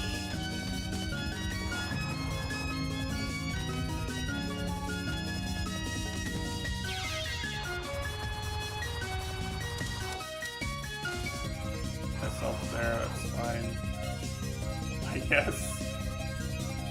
I see.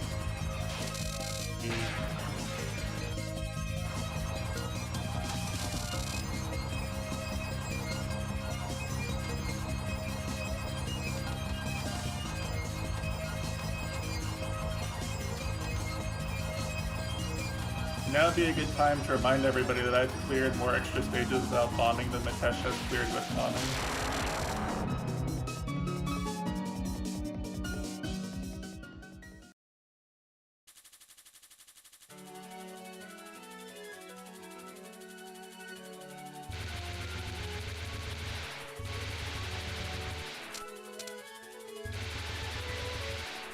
I mean, for me, I think if you count Phantasm, I'm up to 6.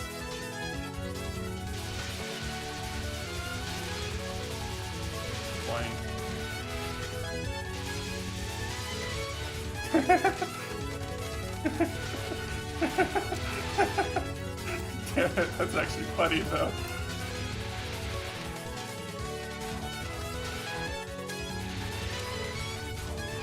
It may be bully, but it's hilarious, so it's allowed.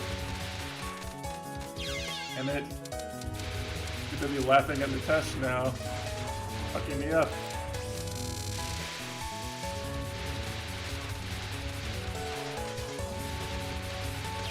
Okay, it's okay. This run is a moral victory because I did the Cherno non-correctly.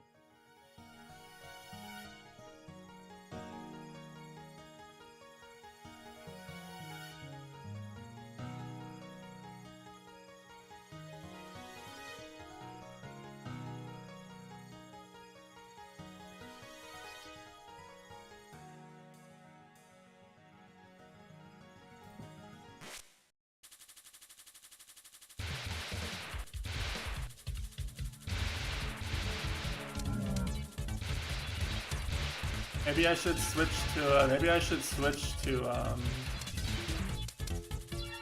Celeste and let Mitesh post Clownaline every time I die going for the correct strat, right?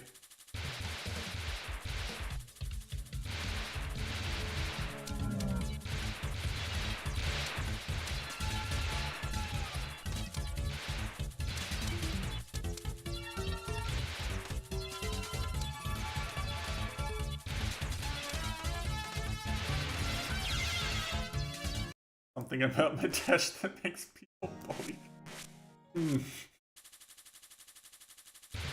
What's the science on this, huh?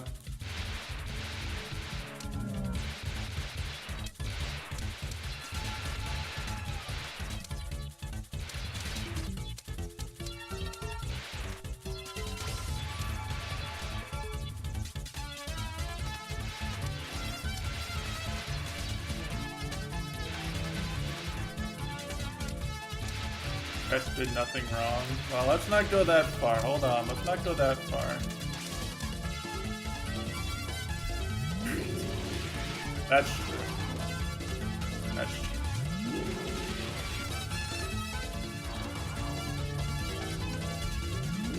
I am hardly the only Matesh bullier, so can't lay this all on me.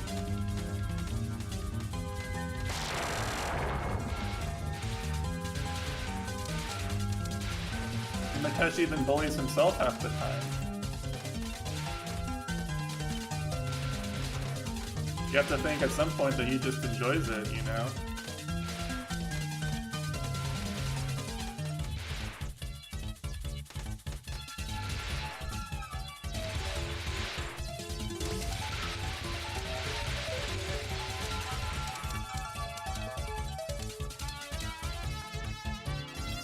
Because Matesh was right doesn't mean he was wrong.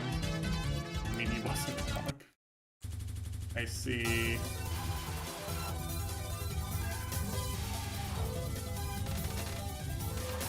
There we go. Look at that graze, huh? Look at my 157 graze, huh? Craigasm.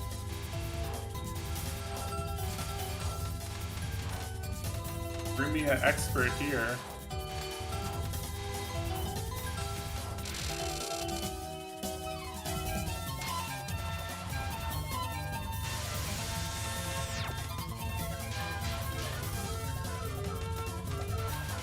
A carrier.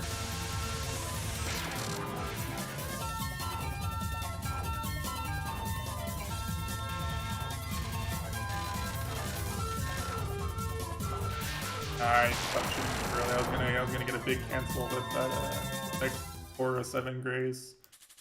Oh well. At least that's a good sign, right? We're already bored enough with stage 1 that we're scoring it. Fear is basically inevitable at this point.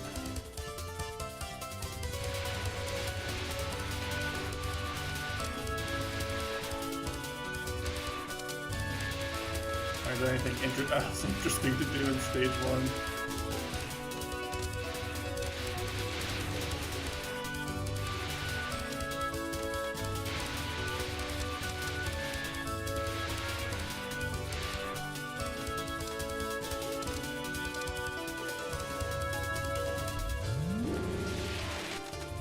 Just start getting runs where like all the first 3 stages go right in the same run.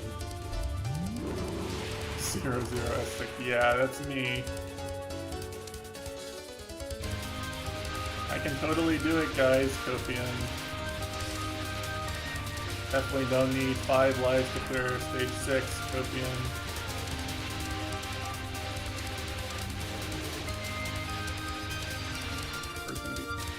Get a big tower there. This score's gonna be fucked up because I died.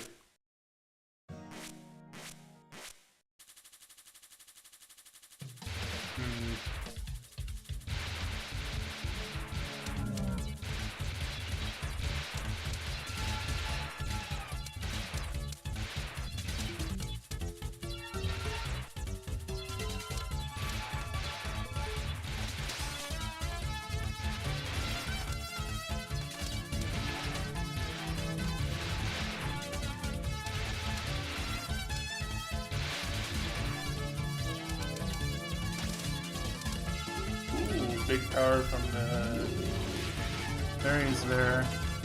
Not bad, not bad.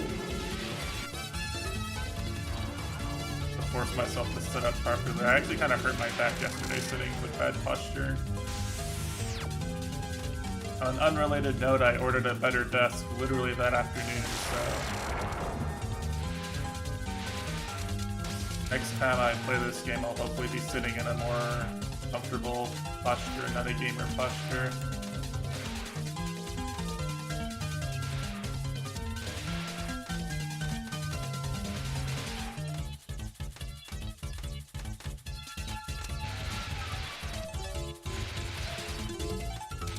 Bad posture is a real monk S for me because I'm so tall, right? Like,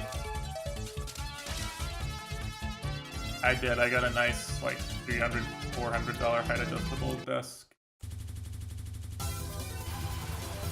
Like, motorized, so I don't have to, like... Oh! Look at... Oh! I'm sorry, it's too fun. It's actually too much fun. I am... You want Kona units or Euro units? Which will you visualize better in your head immediately?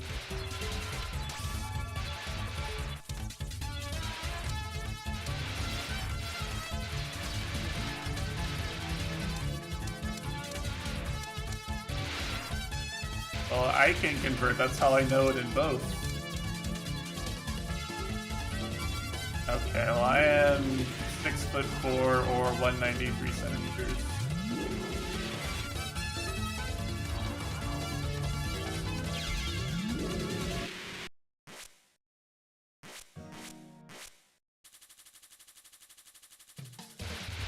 Yeah, see?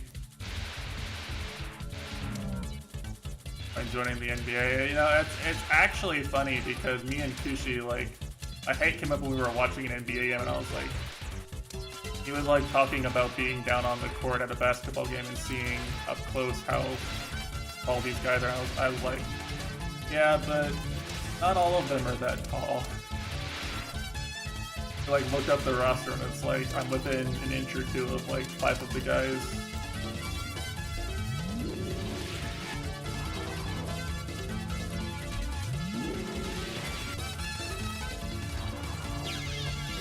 I'm just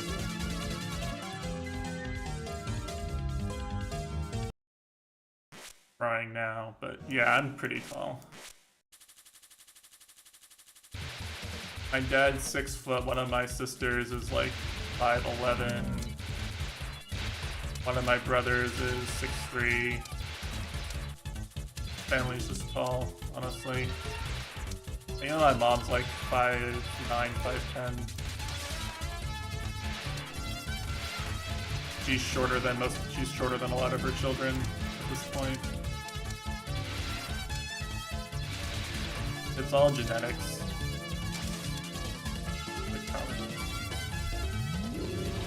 Really stop throwing. Having too much fun just trying to grade Remia's shit. It's funny.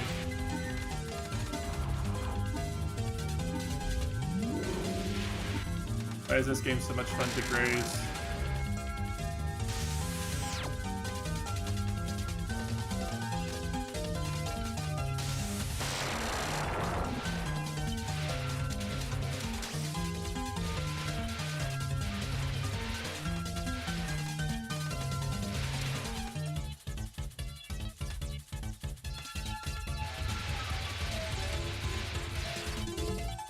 I was gonna say, I think you're like an inch or two shorter than me, but you're still taller than most people I know.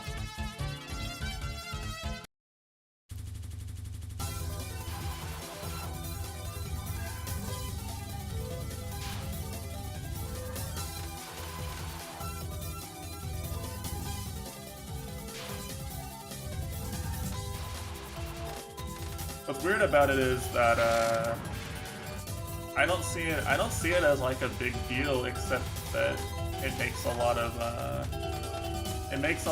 like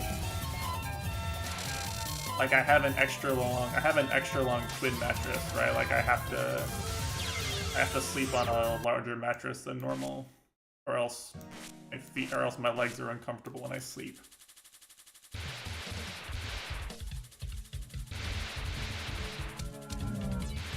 Regular twin mattresses are too small for me.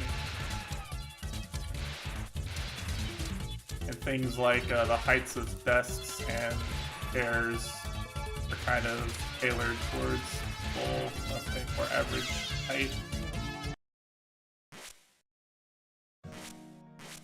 So a lot of the time it's just hard to get things into a position where it's like healthy for my joints and my muscles long term, you know? I got a portable treadmill for Christmas that I wanted to, so I could do some cardio, but one of the biggest impediments to actually doing proper cardio on it is the fact that my legs are so damn long that I can actually, my stride length keeps up with it at like up to 5 miles an hour walking speed.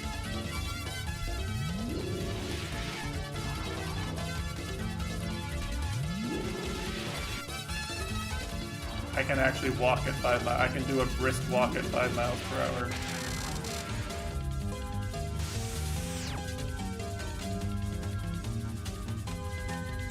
Like I have to really fucking like burn it to actually run on that thing. I can't do the compromise of jogging on it to build endurance for a bit while I work up to actually running on it all the time. That's just not possible. Sueco's long arm logs weight card. Yeah, actually.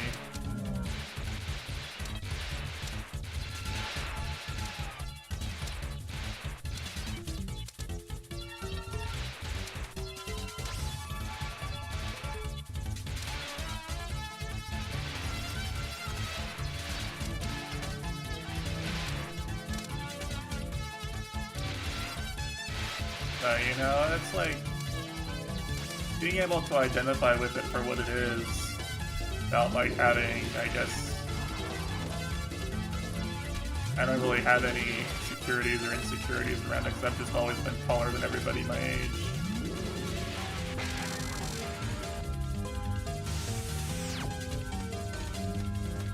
I see all the downsides pretty easily.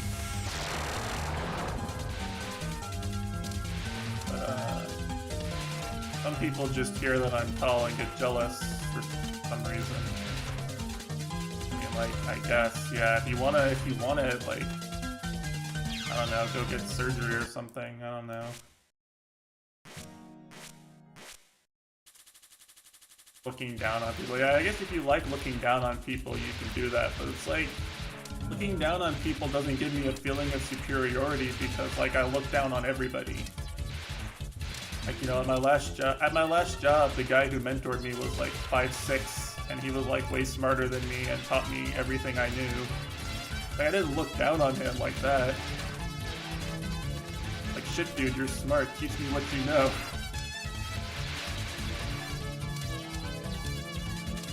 Well, I mean, like, I guess other people's insecurities is a good way of putting it. Right? Like, none of my friends gave a shit. For better or for worse, none of my friends actually ever gave a shit.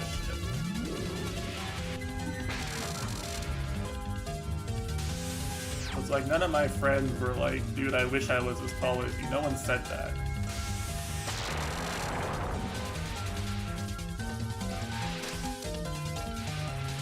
Which I guess just means I had friends who had positive body images. I don't know, you know, like, I hung out with band kids and robotics kids all my life. I guess maybe that's just like a third thing.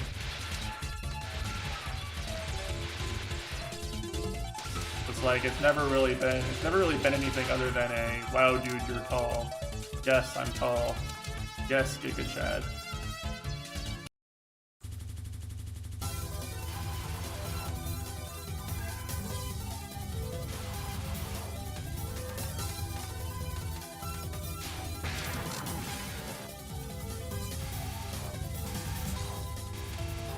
How tall are you now?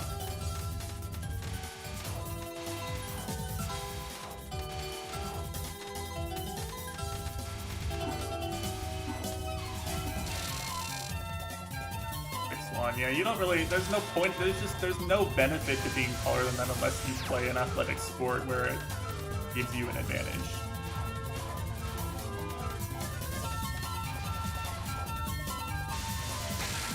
Or like your job requires it, right? There's no practical benefit. I guess some women like it, like if you're like worried about how women perceive you, then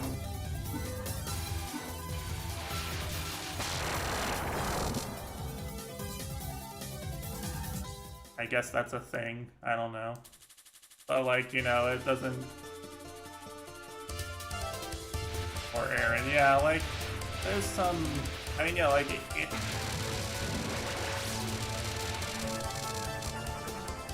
being taller than the crowd is good if you, like, need to pick someone out in the crowd. Right, like being taller than average is good if you're trying to pick someone out in a crowd. Or like you want to see over people at events, like at concerts or sporting events. Or movie theaters, right? But like... it doesn't happen every day that I'm thankful. I'm thankful that I'm tall.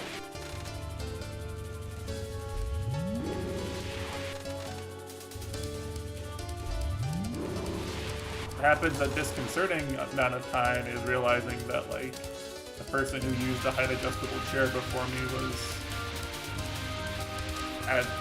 at 4 inches less than me in the legs and was actually sitting down this low, and like the chair might not be built to go up high enough that I'm sitting comfortably with my feet flat on the ground.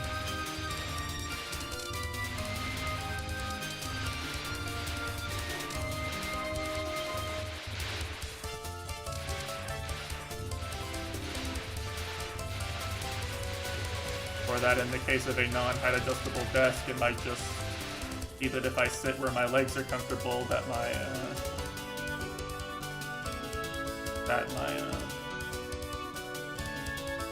legs are like brushing up against the top of the desk.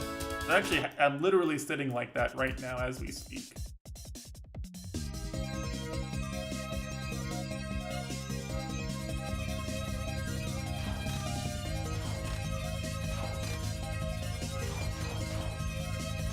Like the top of my legs are brushing the bottom of my desk. Oh, see, I got it there.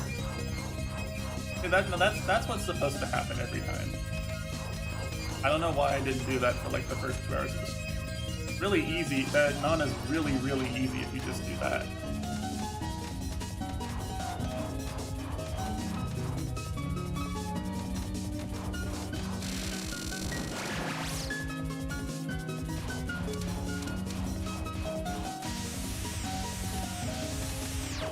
Yeah, family will care because like your relatives don't see you every day and they'll bring it up. Or I don't know. My dad kind of had an identity crisis for a bit when my feet got bigger than his and I got taller than him. Flipped out a little bit, but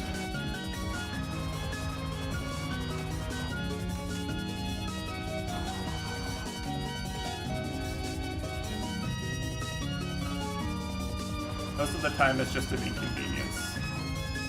Or I'm so used to the conveniences that I don't notice them.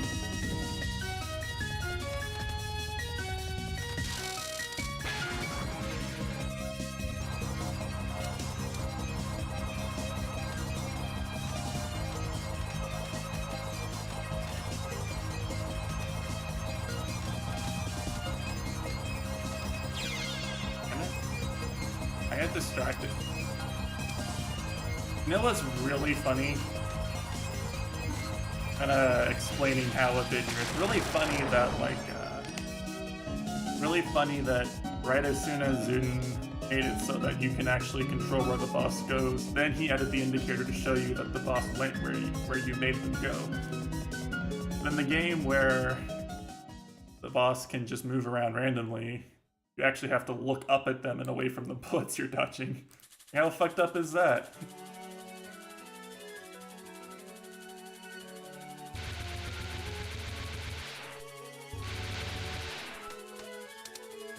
I don't have full power.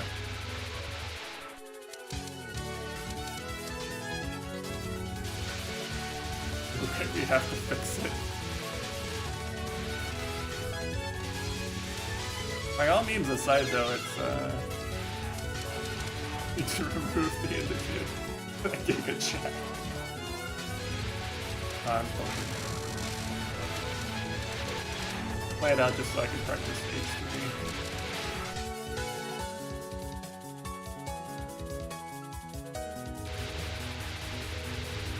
Almost my first, and then run into stage 3.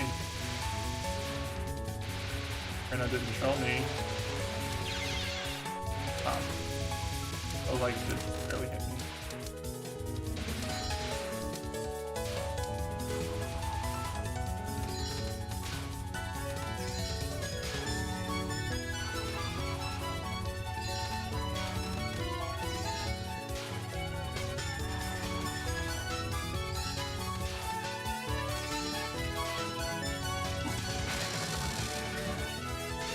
rest of the game. They unironically did.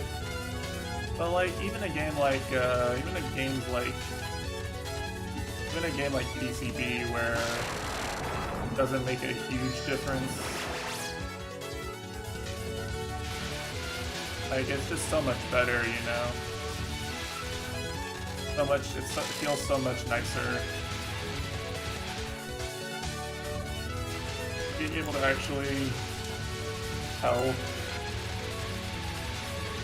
if you're DPSing a boss while also dodging them, not having to like, I don't know, go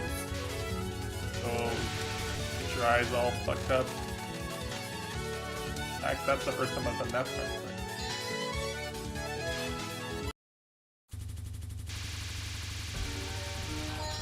I've actually done most of the parts of the run correctly to some extent today, which is good.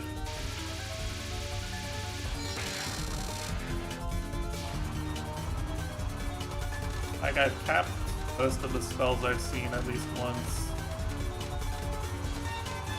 Except for Apache's dumbass. Killing doll.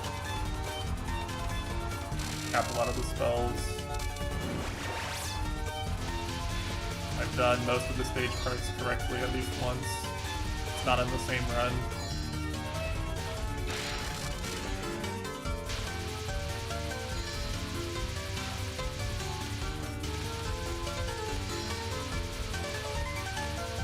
Oh, holy shit, Mei-Ling. What the fuck was that?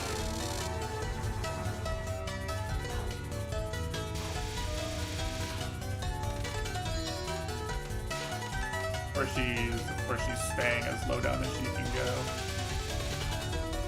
Just, damn it.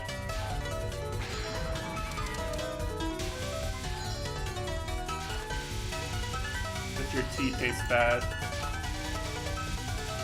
I hope your tea's watered down. You did to me.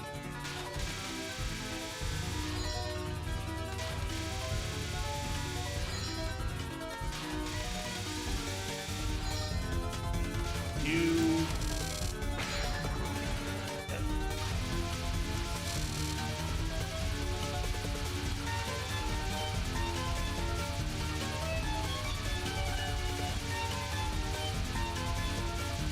Slightly D-ranked.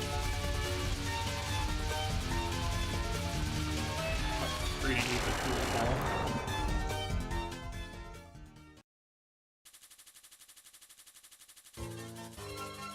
No, that was okay. Really, I just got tilted by Cherno bullying me and then Brew randomly. Aside from that, that was actually pretty good. Mitesh asked me to not bomb. Since when do I do what Mitesh asks on this stream?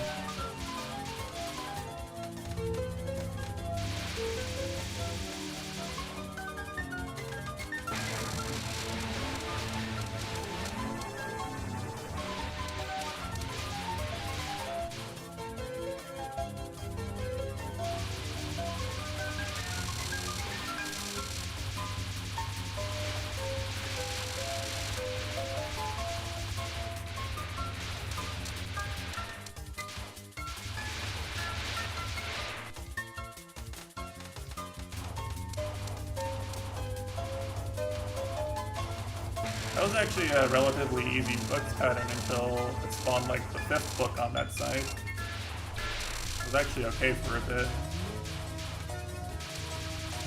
I guess because I D-ranked it by dying, but still. That was maybe doable. Okay, fuck you, Quasima. That went really weird.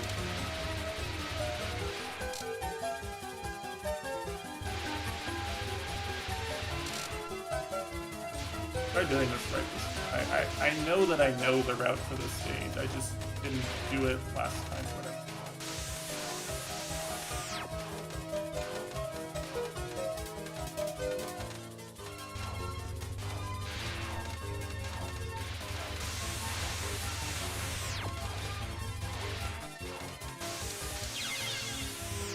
Okay, I had it. I just threw the last bit. This card is like all screaming. You're supposed to just. I don't think you should die to anything but books and stage. Maybe the kunai. The only thing that's really acceptable to die to in this game is the books and. They shouldn't be dying to anything else. It's all aimed.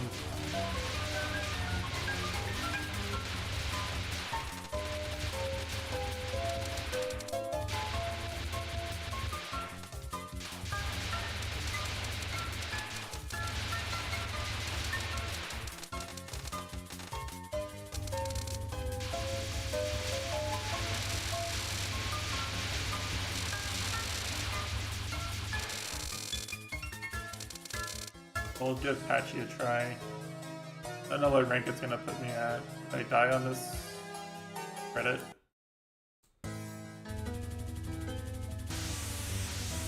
I actually have to think about that now.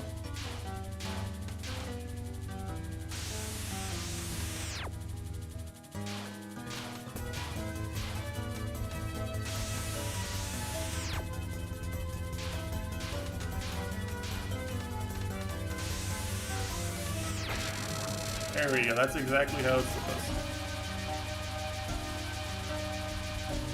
Did the thing I never messed up one time in a run. Feel strong, man.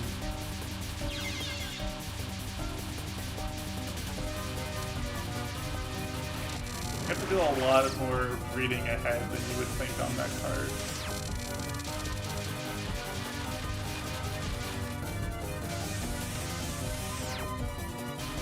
She just doesn't do the extra wave of. She doesn't do that unless you're a certain type, unless you're a certain rank.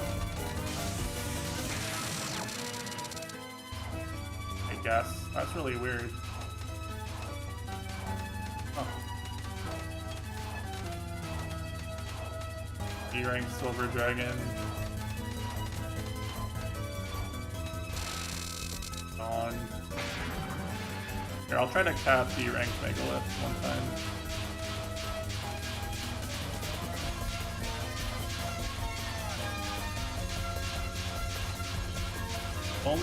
The only shot that escapes this fucking bullshit spell is Raymond A. I almost had it. I threw bitching about Raymond A not getting to fight it.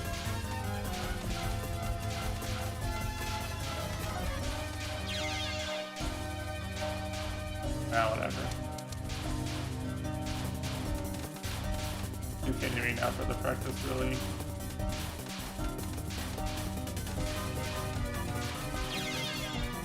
Can it?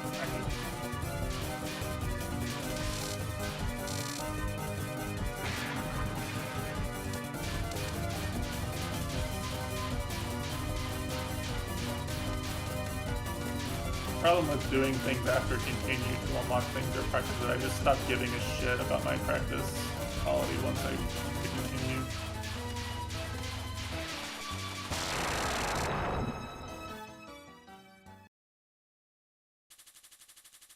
I want to do stage 5 correctly at least. I know I can. I did it in practice like literally yesterday.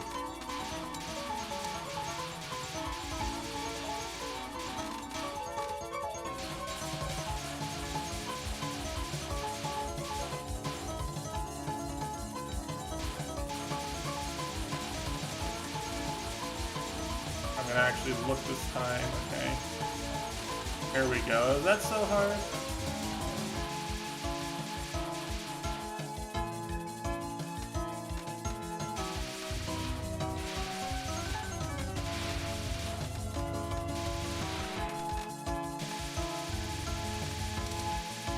I did not do enough.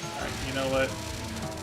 I don't know which shot types can actually do this efficiently. I think Marisa B might be the worst at doing that particular bit.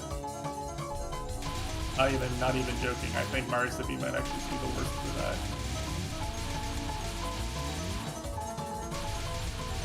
But like, she doesn't like shotgun as effectively as Raymond B. She doesn't have the same dodgy. One's actually more precise than it looks. You actually have to sit in the middle.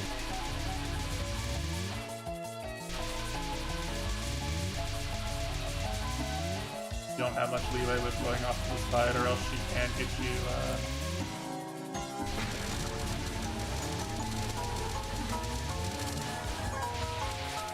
Wow. I really fucked that up. If that happens in a run, I'm going to actually rage. If I fuck that up that badly, I'm gonna actually rage.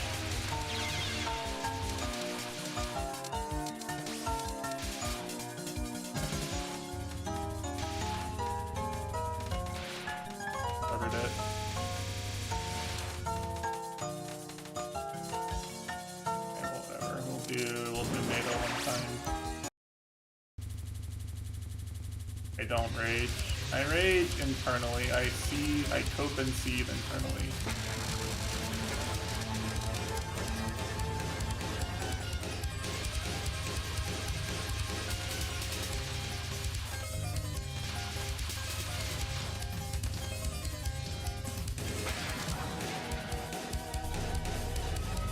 DNA. I mean, DNA is if I mess something up, and that something is something that's actually kind of difficult. The thing about that face spawn is that it's actually you never have to be in any danger doing that. Like if you fuck it up, then it's like 100% just you fucking up. So there's no like I fucked up, but it was a tough pattern. Maybe you'll get better. Maybe you'll get better luck next time. There's nothing. There's no luck involved.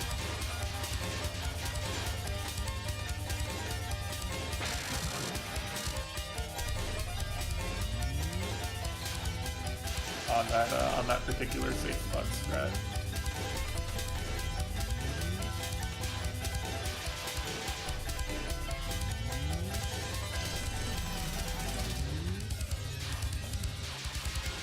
That's the better misstrat you wait block.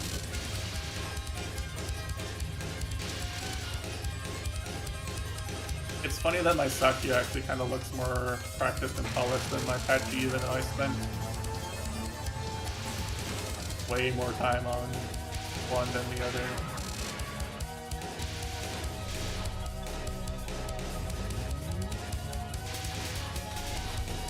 E-rank? I don't trust that. I'm sorry. I actually wanted to try to cap it, but I saw her choose the knife that was right next to me and I just pressed bomb immediately.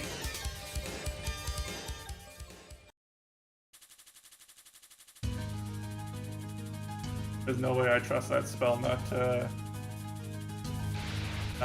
do that. No, I never trust that. Unless you're playing where you can't bomb. If you can't bomb, you always bomb that, I think. Bomb if you see the knife right next to you change direction.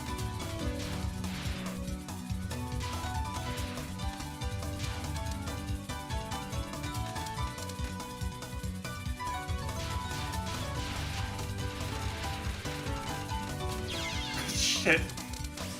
I literally told myself that would happen, at least once when I was practicing this stage yesterday, and there we go.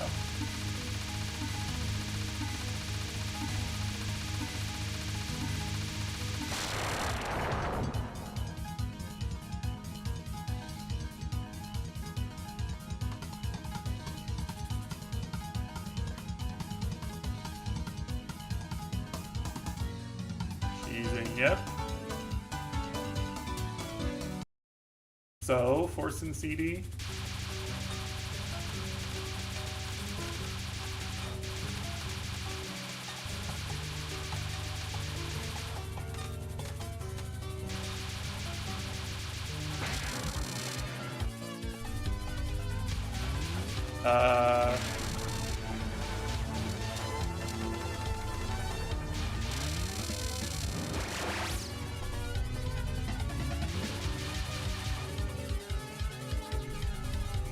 I can remember which direction, okay. Okay.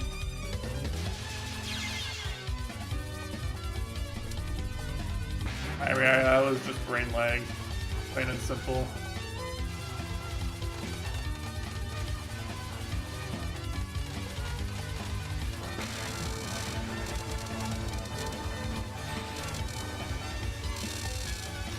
What are you supposed to do when your brain lags, huh?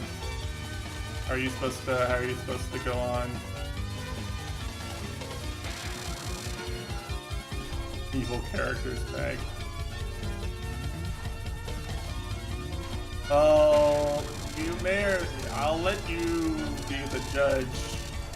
But the joke there was, it specifically says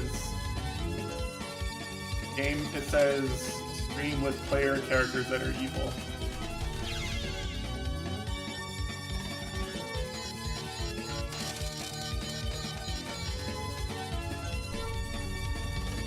In the description.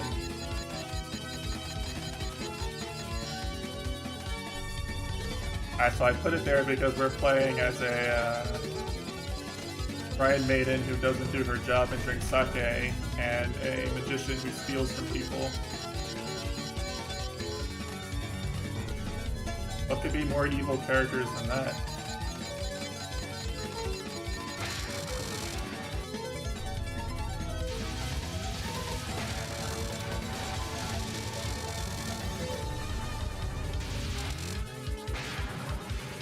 What the fuck? Oh shit, I mistimed it. Oh, that's game losing. Here, I'll try to cap it right here, right now.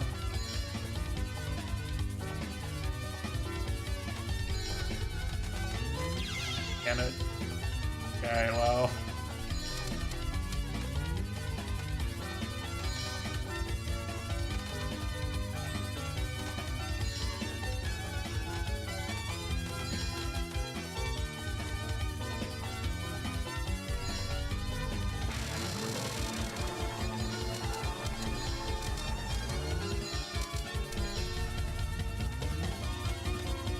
Probably should have died there. Be real.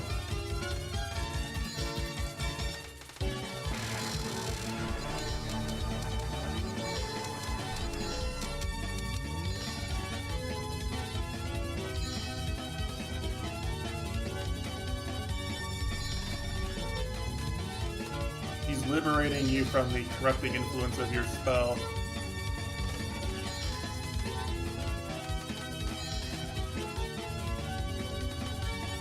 Like an American. Damn it. Why is this spell so fucking bullshit, huh? Someone wanna explain to me?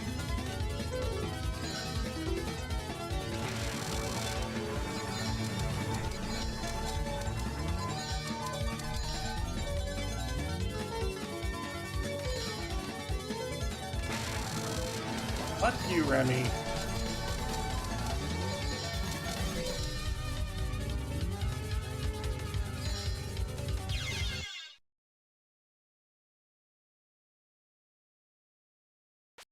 Alright, that was not my best Scarlet and Sokia performance, but it wasn't my worst either. That was actually okay at current standards.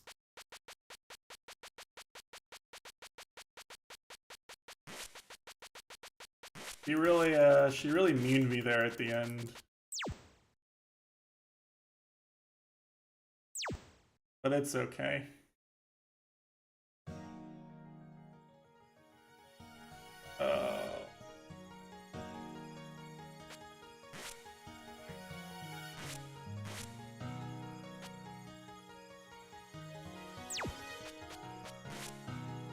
Yeah, I have... I mean, with 3 continues.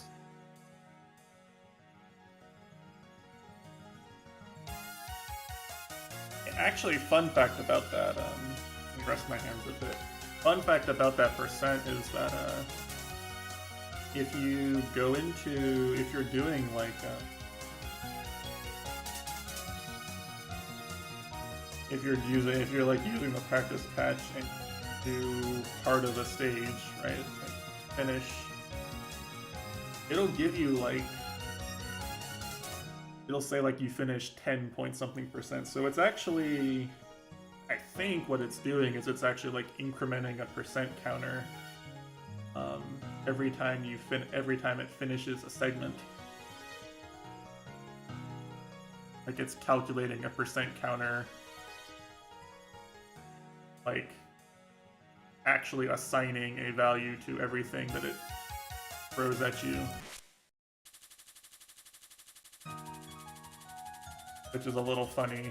Not how I would program that, maybe.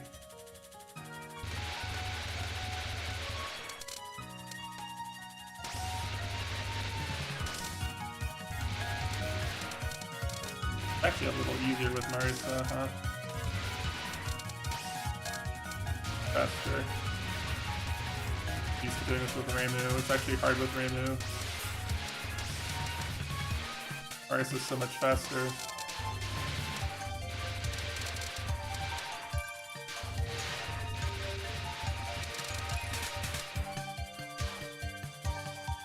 Can I do this still? Yeah, nice.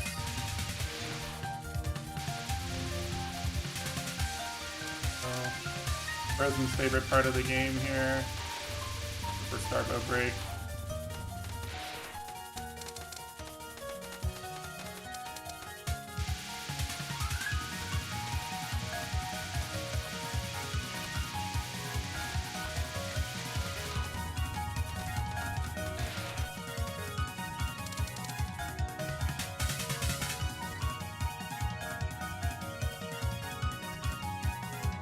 Peter again.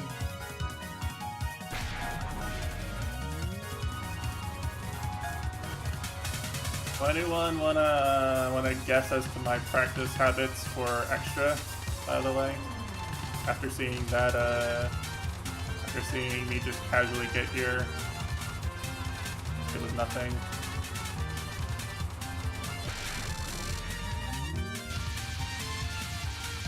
You wanna guess how much I've practiced this actual stage?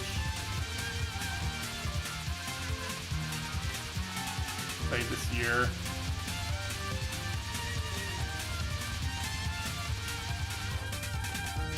Not even close.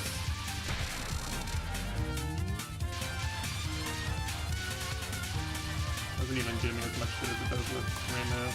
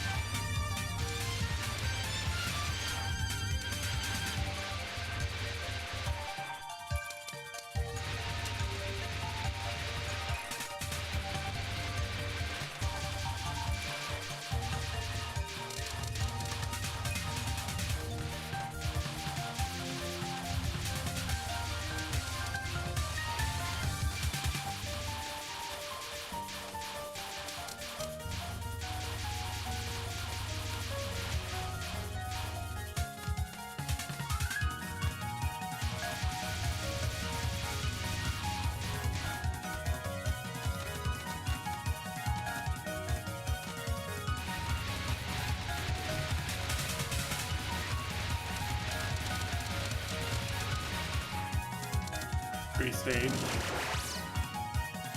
Actually, could I just like casually score PB this without clearing? I probably can, right? I don't even need to I don't think I even need to clear to score PB this if I just cap enough spells and actually POC. I'm gonna try it now, shit. I want to score PB, that'd be cool. Ace.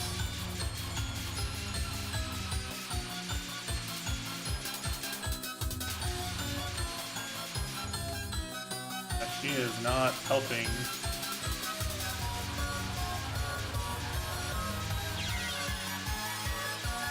Well, that's true, but, well, no, I can, but I can't, right? Like, I could, but can I physically execute those strats right now? Probably not.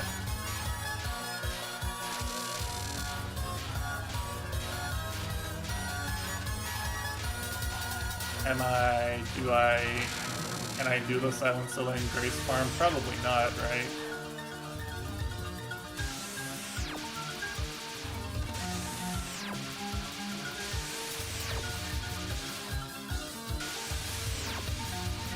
actually does way less damage than Ramu.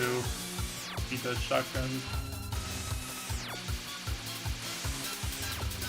Ramu be my beloved.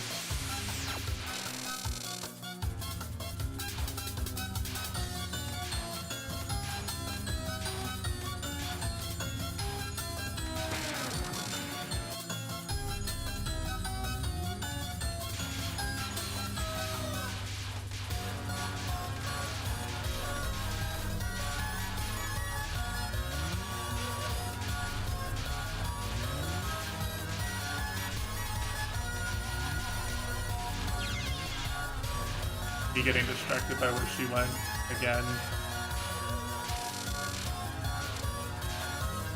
And problem with some of these spells is that like you have to practice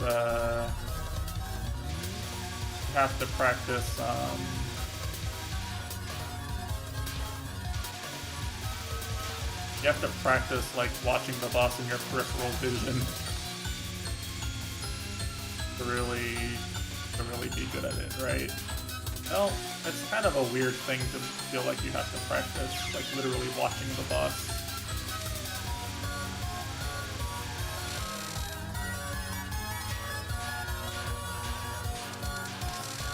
Or like you have to devote some part of your mental stack to going, hey, those bullets are coming from over here. But some part of your brain has to be devoted to keeping up with where the boss moves.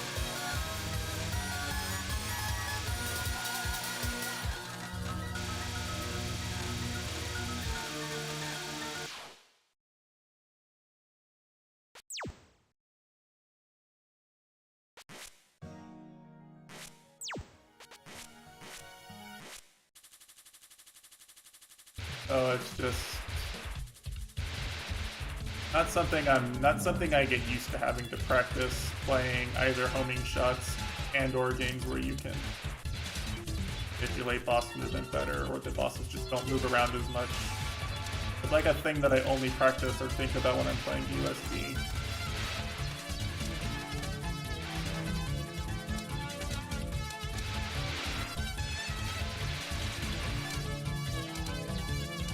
Random quality of life changes that were added later that make your mental stack, make it easier to keep your mental stack focused on dodging bullets.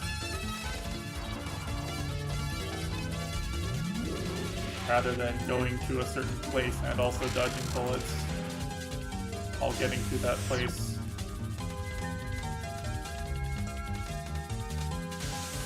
Really what most of these attacks are about.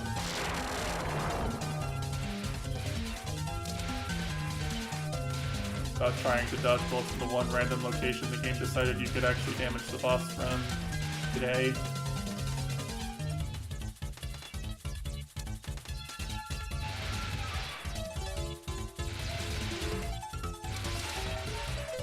Power, I'll take that. Another, please.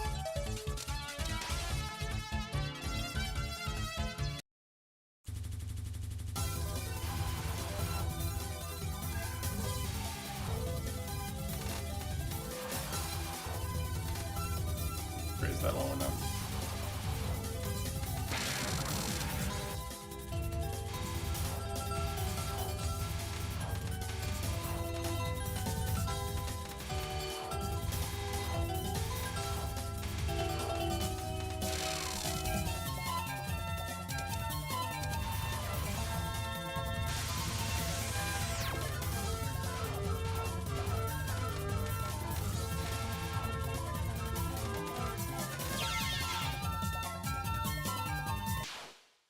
Much fun.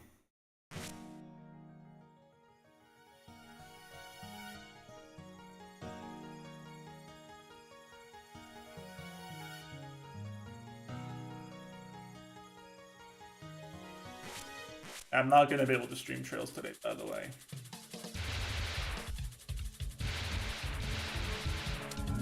Got stuff to take care of this afternoon.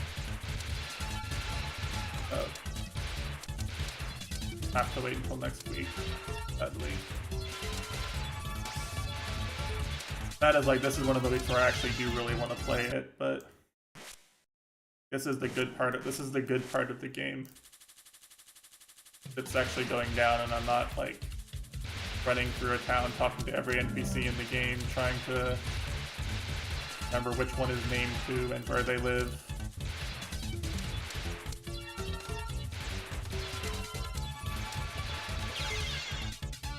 I get to just turbo through hours and fight cool bosses, cool music.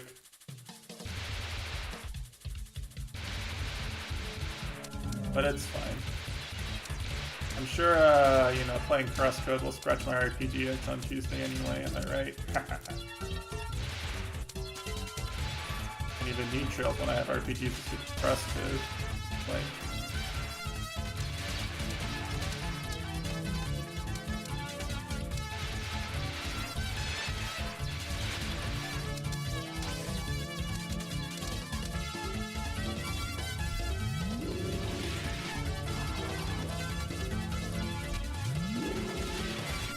see if I can get one more run like page 4.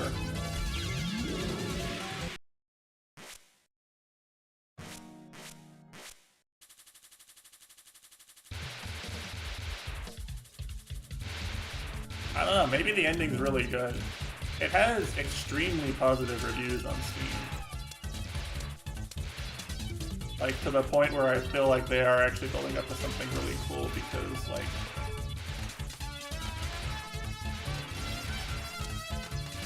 there's no way people would be this positive on a game with, like, just the amount of depth it shown so far. One of those games that actually seems to know how to build up to something correctly, both from a gameplay and a story perspective.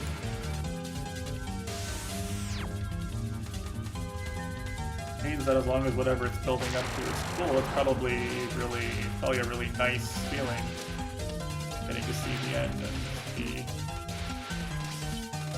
everything. Like the skill tree, the skill system is really deep and combat's fun. Like, I don't know, I think it's just good. I think the game is just good. Maybe a bit annoying in places where it's like, it feels like you're achieving to get past a certain segment, but it's really intended.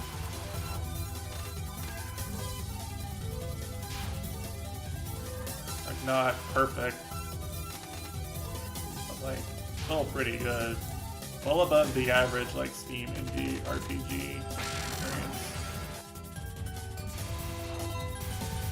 In terms of polish and cohesion and depth of gameplay.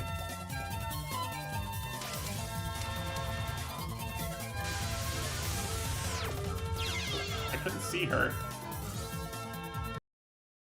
Oh, goodbye, Rumia. Go to jail now.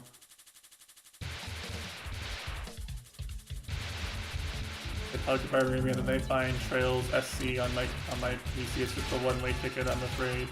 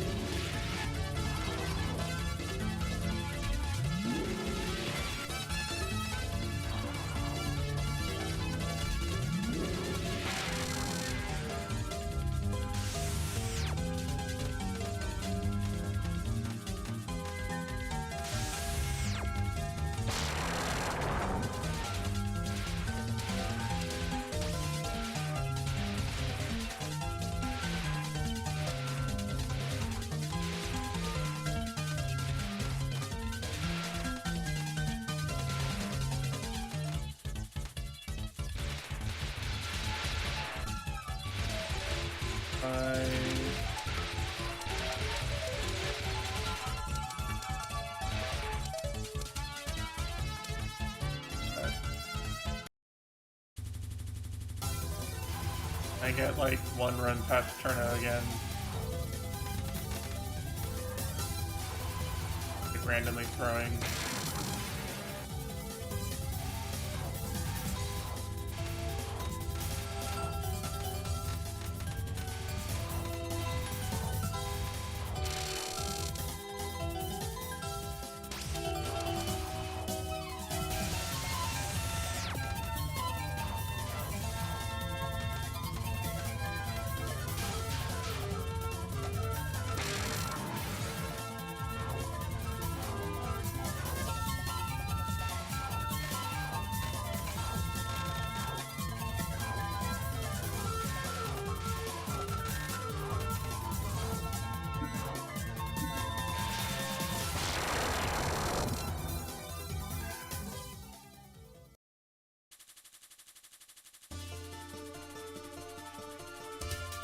Alright, well.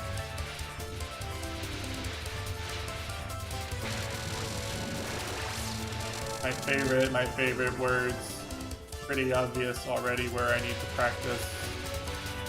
I just have to actually sit down and practice the parts I'm bad at until I'm good at them. A rare and hidden technique. Be sure.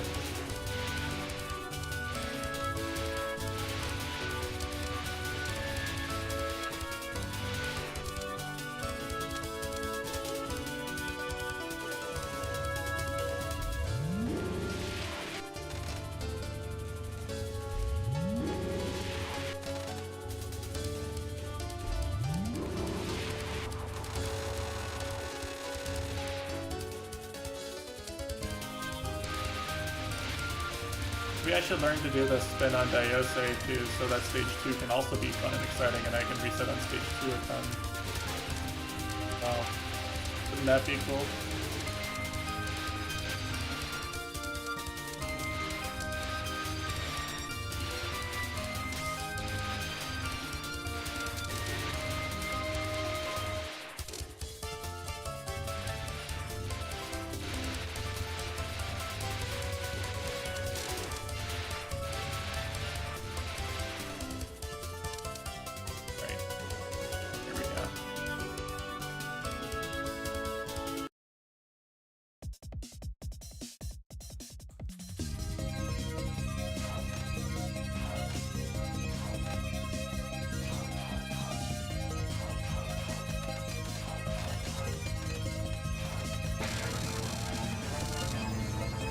Want to actually play the rest of the game. I don't want to sit here setting for a bit. I want to play the rest of the game now. Then end my stream.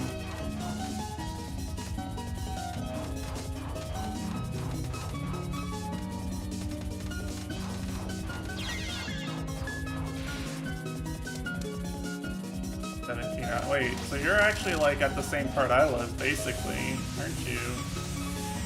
How are you any further than I was?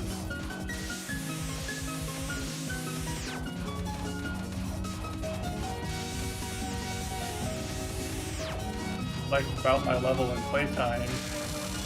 I'm in chapter 5.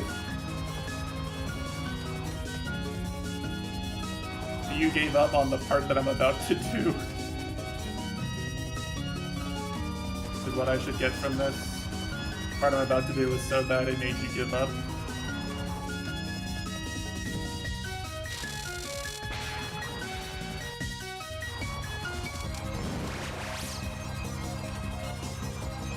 It has some annoying things about it. I don't think it's bad though. I don't know. I think the way the ice and the fire mechanics work together is cool. I don't know. I guess it's long. Yeah, it's long. If you don't want to spend too much time in the same place in the video game, then it's bad. But like, kind of enjoying it, so I'm not like looking for the dungeon to end or anything, right? Like I kind of be cool. I'm cool with this dungeon because it's stick around for a while, crash on my couch, eat my leftover pizza.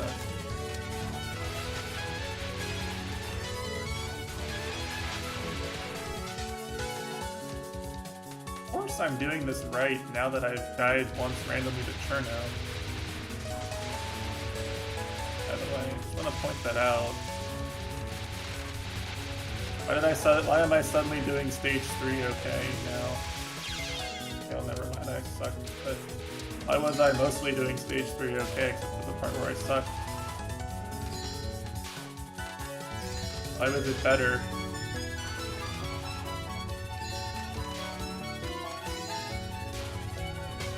Some experience. True.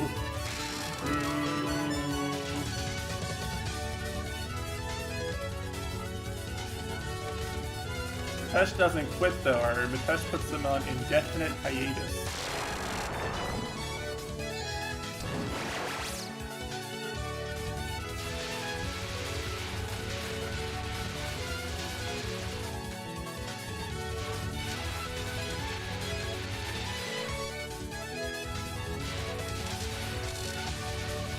You didn't quit, did you not? Fun. How indefinite is indefinite? Very indefinite. I see. Yeah, you know, at this point, maybe we need to start wondering if maybe Mitesh is a long-lost brother in Definite Genesis.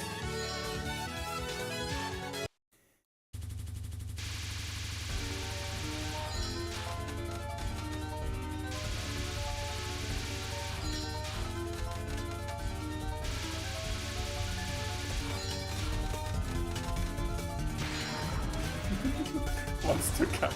Well, shit. That's just never finishing Celeste then.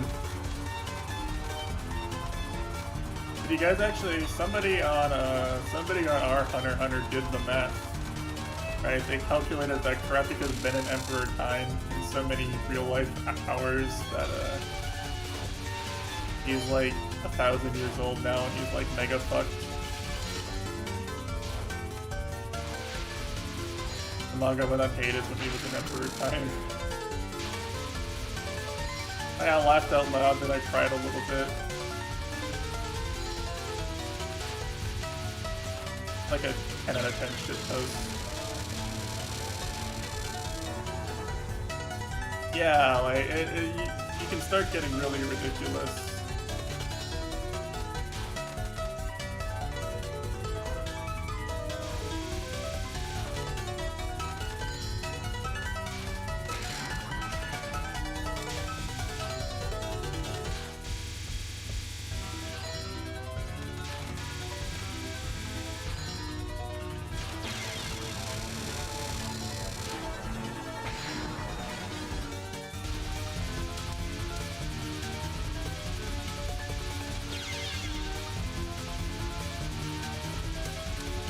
Not happy about that death, but okay, he's cool. Cool as a cucumber, cool, calm and collected, TMA.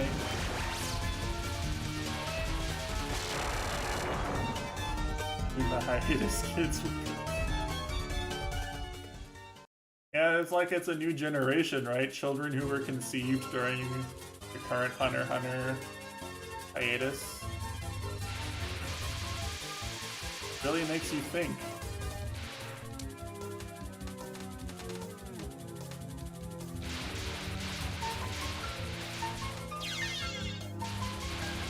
I evidently can't play anymore. I'm just memeing and like Coho's just like there. Because on my screen, I'm not really playing anymore.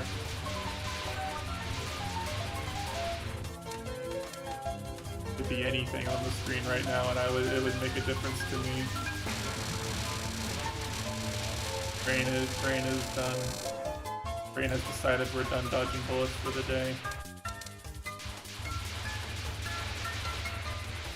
Fine. I think, honestly, you know, you guys can correct me if you disagree, but it certainly looks to me like I can make actual runs at clearing pretty soon.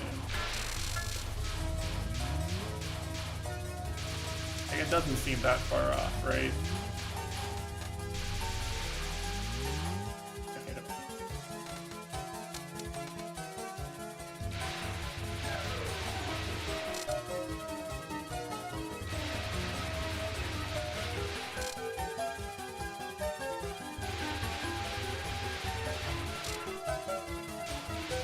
spend an hour. Well, whoa. Let's not get ahead of ourselves here, okay? Let's not get ahead of ourselves here. You sound like a PM. You're fine, you understand this? Okay, well, I have a PR ready, like, next week.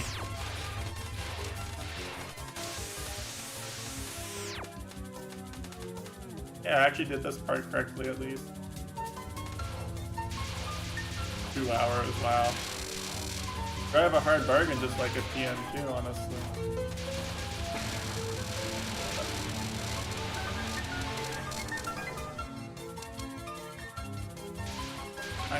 Why do I keep thinking it's on that side? It's because of fucking moth.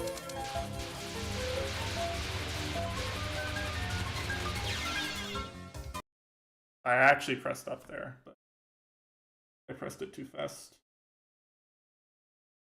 I guess that's Toho for today. Maybe, yeah.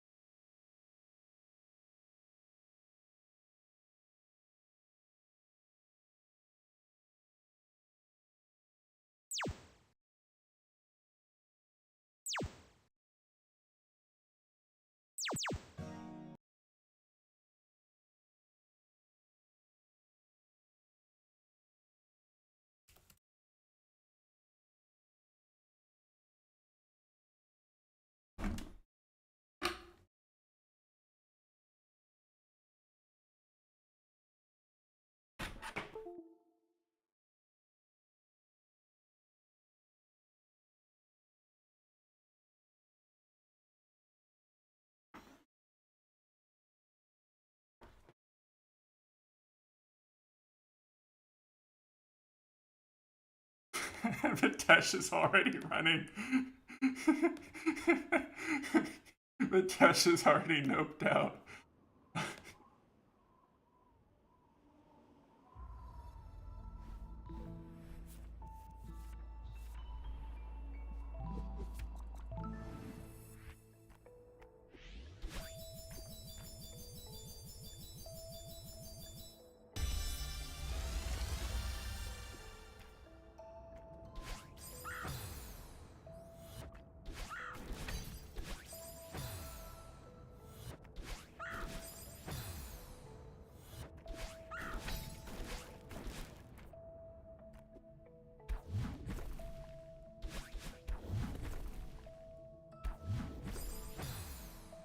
Every stream now.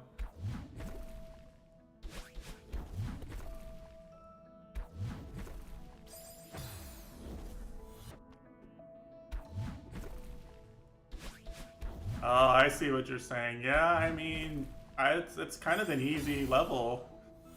No, I don't see any reason why we couldn't just cure it every.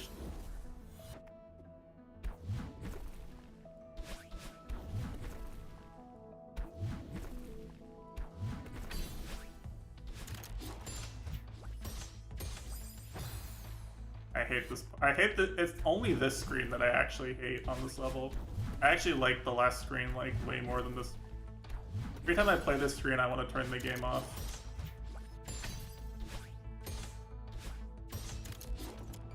I mean, I don't even like it when I do it.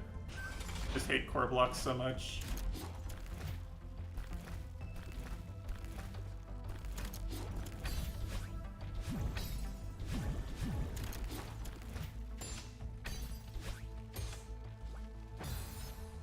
Save that. Looks just like regular Madeline. I mean... no comment, actually, no comment. Anything I could say would be too mean.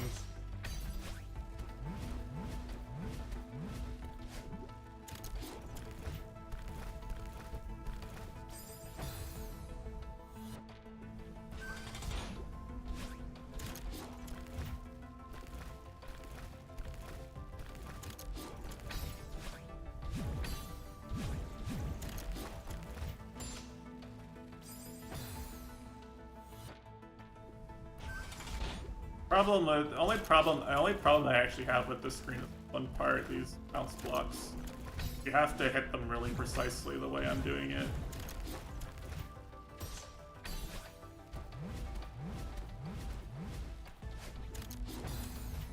And sometimes I get too much speed there. Oh, God, gamer problems.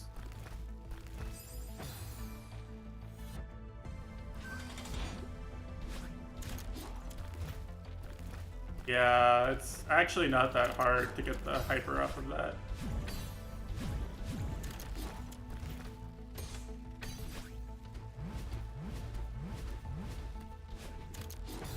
Hey. I'm just, you know what? I'm just gonna, like, gimp it.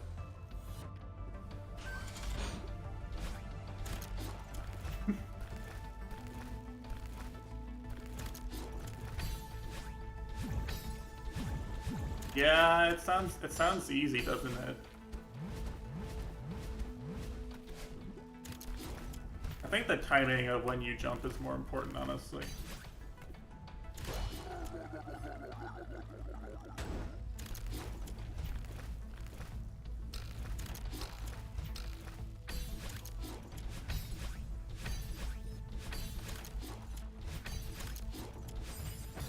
I mistimed it.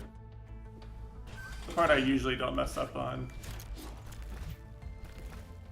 For some reason I was worried about the lava, even though there's no reason to worry about the lava at all.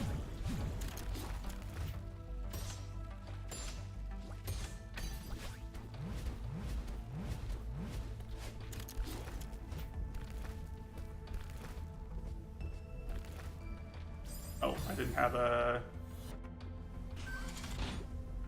jump.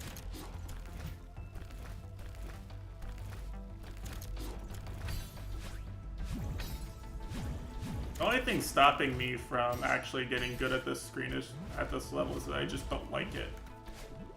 Right? Every time I play it, I wish I was playing another level.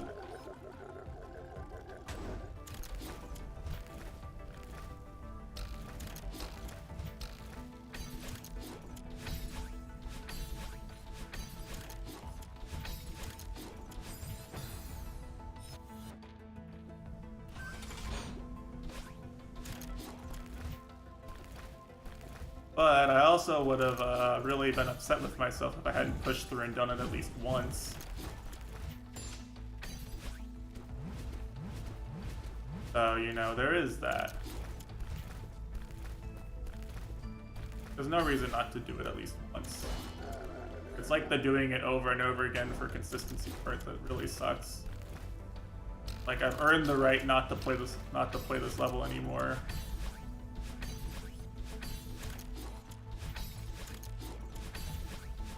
I'm rescinding that right. Sake of some other loftier goal.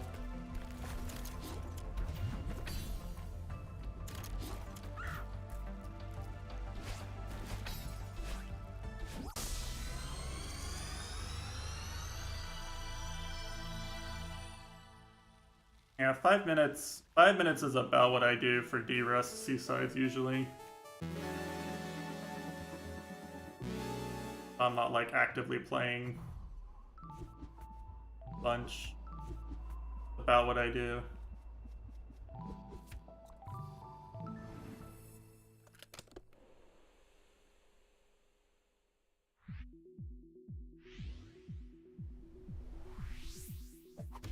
One time.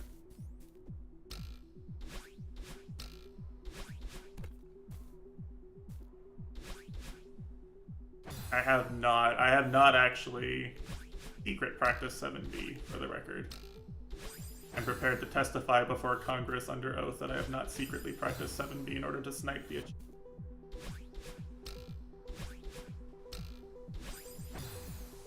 Maybe that's actually obvious watching it now, but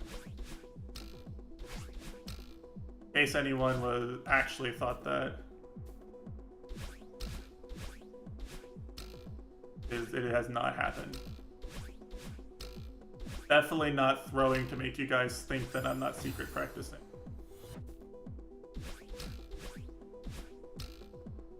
Or am I? How will you know?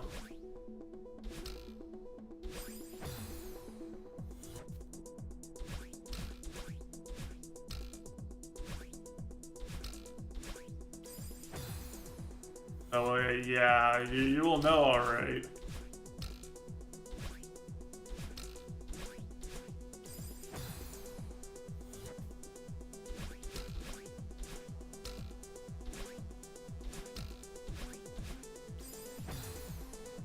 I haven't,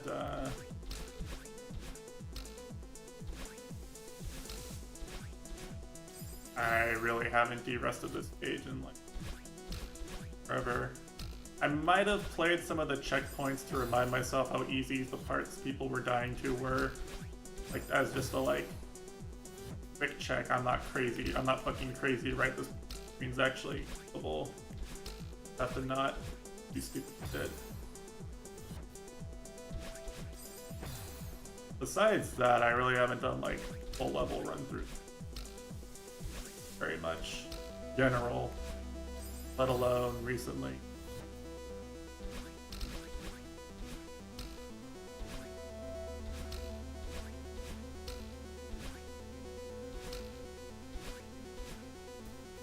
Screen. Stop being stupid.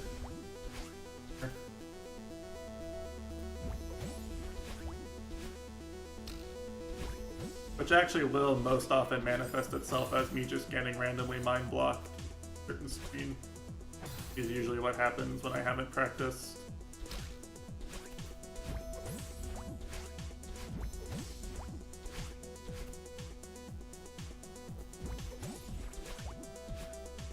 Not that practicing completely removes mind blocks, far from it. Practicing just moves the mind blocks to different spots.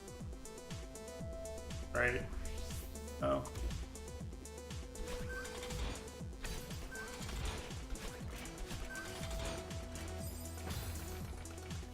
Yes.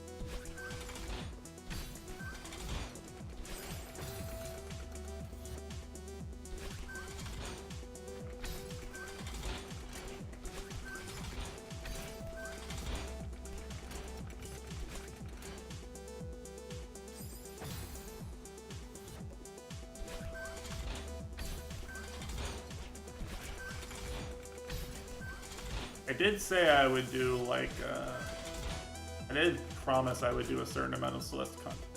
So I guess it does have to happen eventually.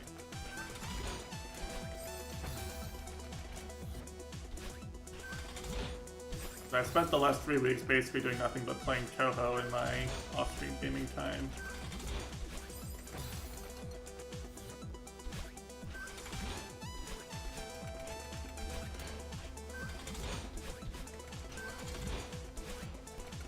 With some rather game content. I did.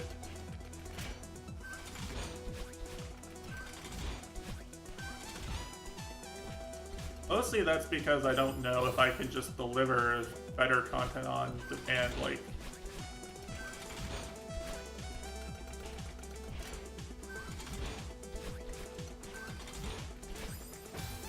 without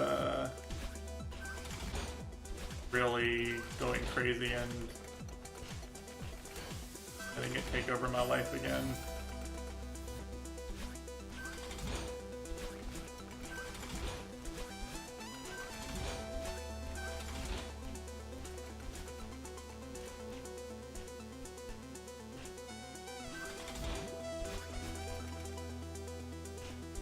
Yeah, it would be like a 2-month venture, right? Even if you want to say, which I'm not saying it, but even if you want to say, like, even if the narrative was Creeps is a platform god gamer, he has all this skill, maybe he does it a bit faster than some people. Not actually saying that, but if you wanted to say that, I don't think it's actually that true. Like, the problem isn't being able to do it once. Like, I can get back to being able to do it once, or I can get a good strat, maybe learn it faster than somebody with a little less skill, sure, but like, The problem is the consistency and the number of hours you need to spend grinding actual attempts.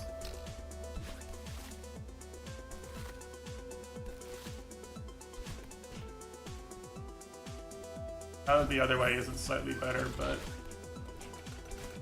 that way it's basically impossible to fuck up.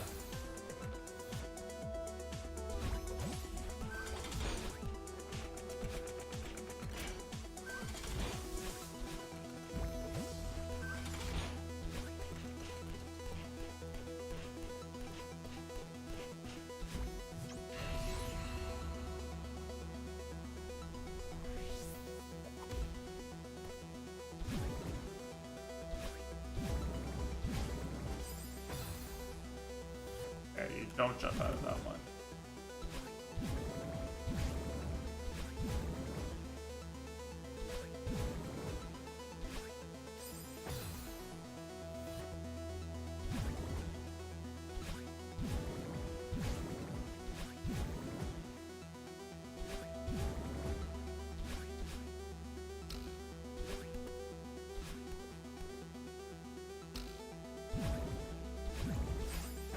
I'm trying to remember my strat for this screen. Something like that. Because what I usually... I don't diagonal dash there.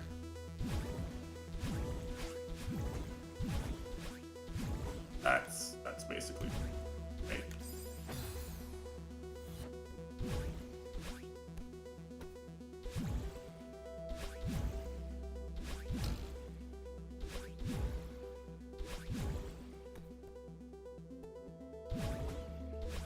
Not that the other strats you guys are using aren't good, it's just...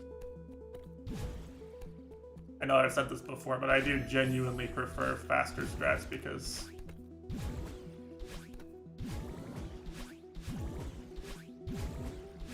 it feels like there's less room to just randomly fuck it up. Maybe not faster, but like...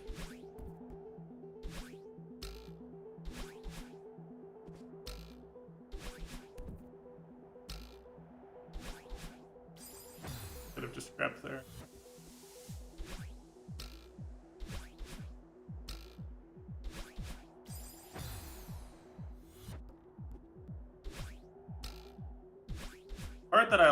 The part that I like the best about that one is where you dash down after the second wall, right? Fuck. I like doing that better than what I see other people. Because you just get to press dash twice really fast. And like just kinda there's not a lot of ambiguity to it. Like it just works as long as you time your dashes correctly. Very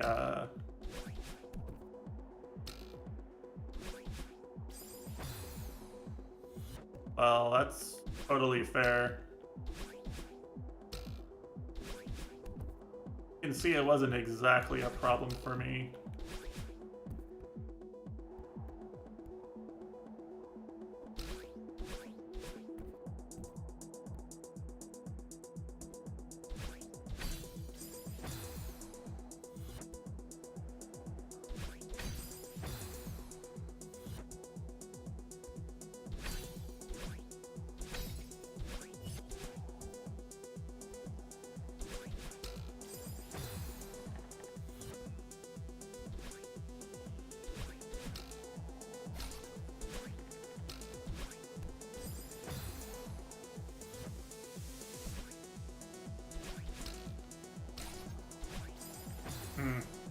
It's actually kind of precise even when you have a good timing for it, huh?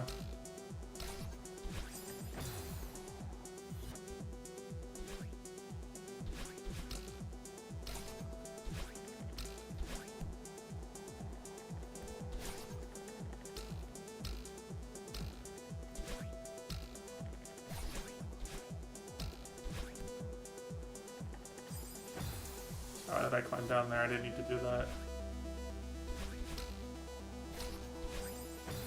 In case anyone is wondering, yes, this is actually how I find strats for these screens, unfortunately. I feel like you can do a lot better you actually analyze it, but I usually just do whatever lets me move fast screen, so I don't have a chance to randomly something's gonna mess my timing up.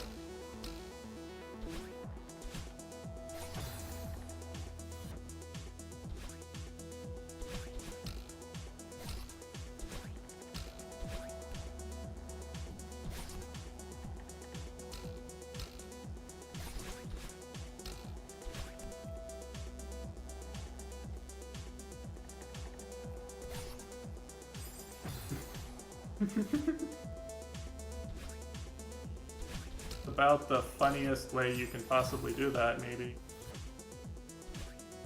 This is like the one screen though, right? Like this is it. I feel like if you can do this screen consistently, you can do the rest of subchapter consistently. Just don't actually, I don't ever find I've never found a strat I actually liked.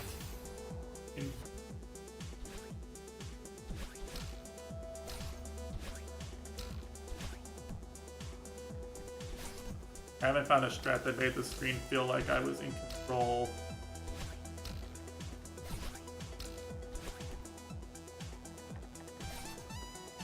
What the fuck am I doing? I can just do this. Oh, that's actually so much easier than what I was doing before. Yeah, that strat is good.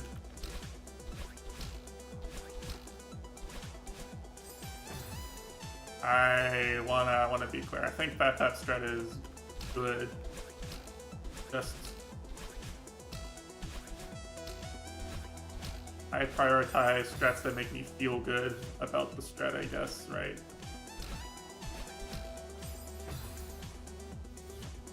So slightly here.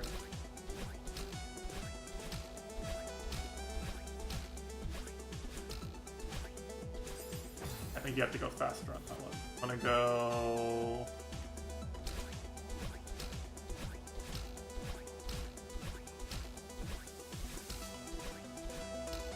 That works.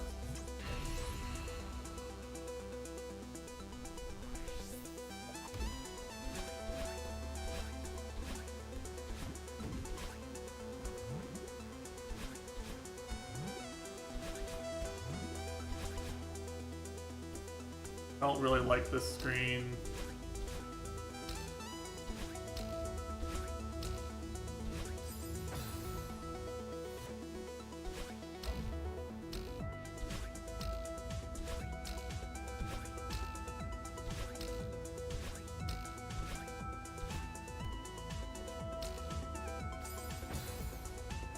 Theory. Are the chess player. You can see here we have this tactic on this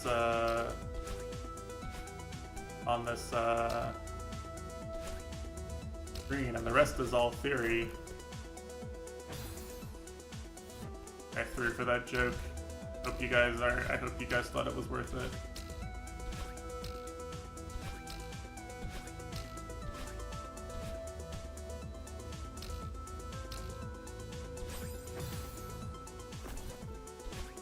Oh, this one's actually not bad.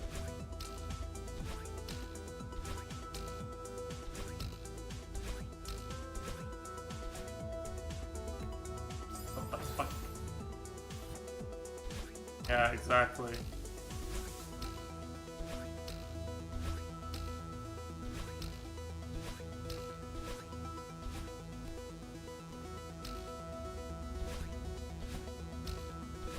There we go, that screen's actually.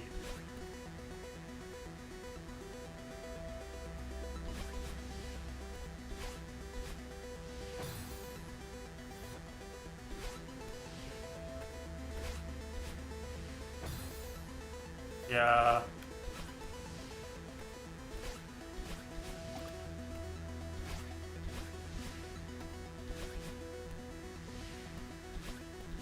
I have to get used to the wave dash timing and the wind on small platform.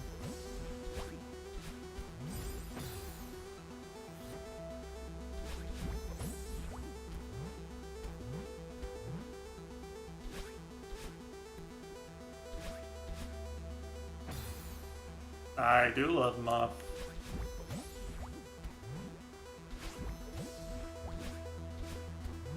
The only thing I actually like really truly regret about Moth is that my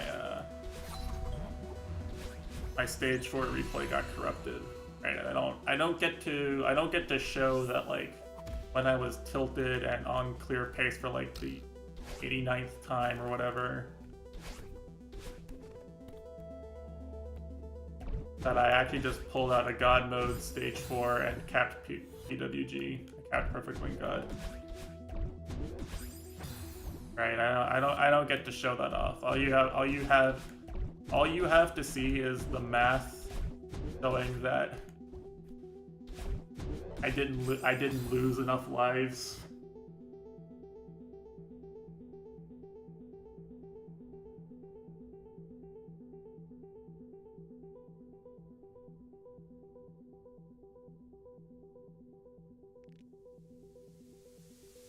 You can do the math, and it's just the stage 4 desyncs.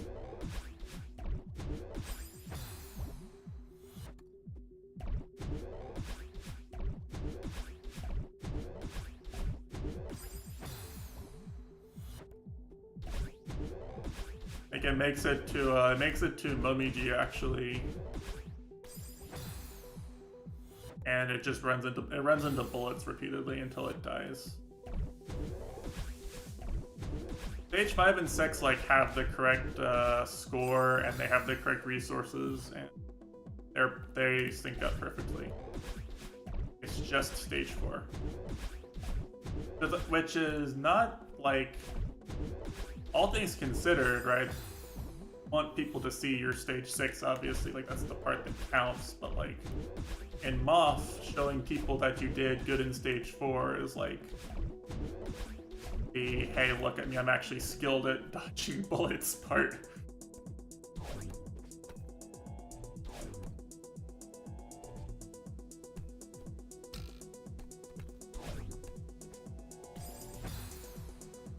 Alright, that's the hey, look at me, I'm actually done Makuing part. Most part.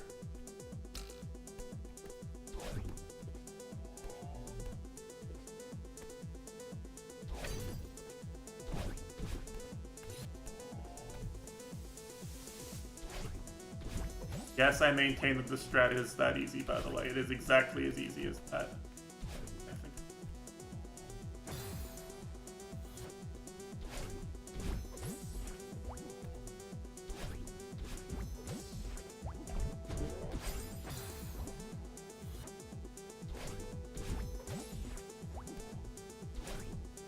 I think that's a screen a lot of people overthink. I'll be doing. I'm just playing this level to show that it's free and dying repeatedly in the process, but you know, the malicious thought that counts.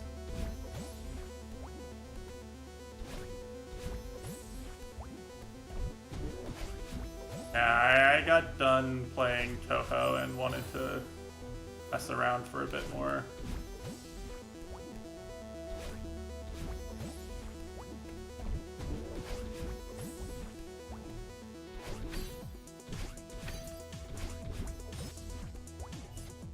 I'm almost done with this though anyway.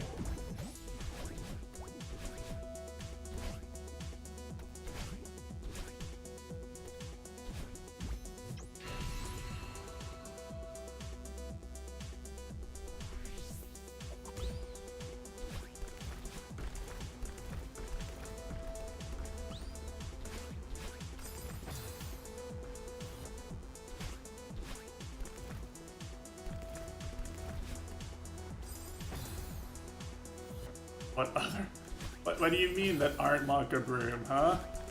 Like my favorite platformer. What are you trying to say, Fefa? Huh?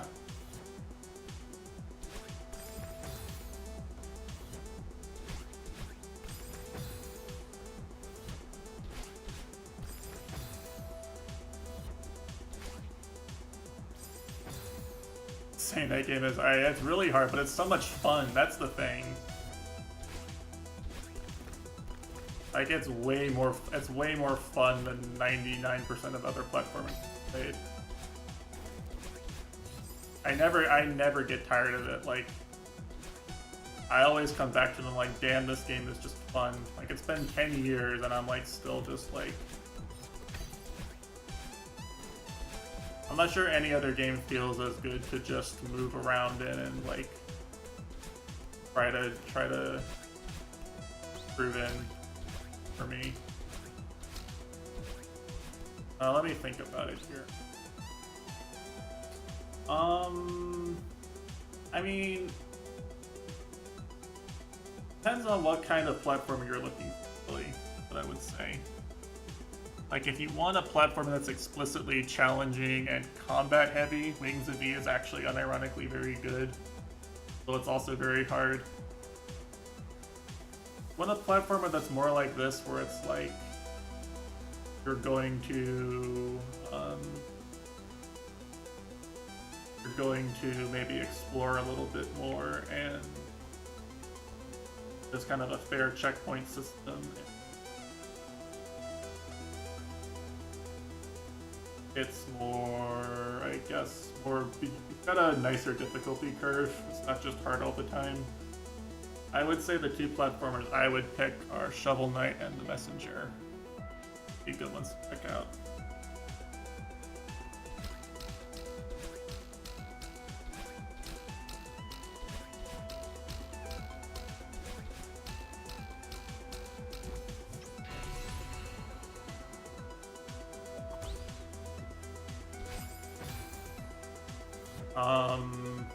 Really what's maybe unfortunate for you is that, in my experience, there's a lot of platformers that have good like difficulty curves and good level design and good music. I said The Messenger.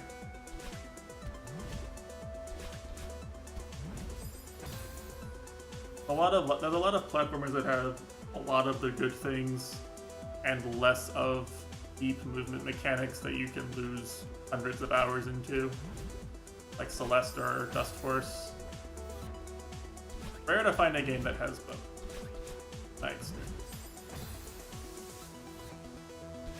Messenger has good movement, certainly, and good, Messenger and Shovel Knight both have good movement and good,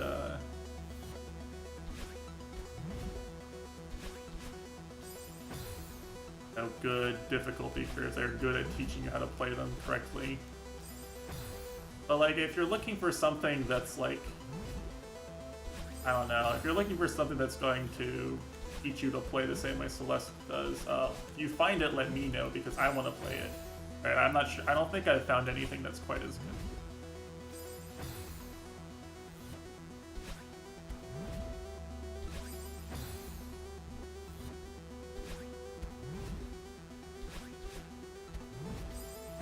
Dust Force is probably unironically one of the closest things, and Dust Force only knows how to teach you by just killing you.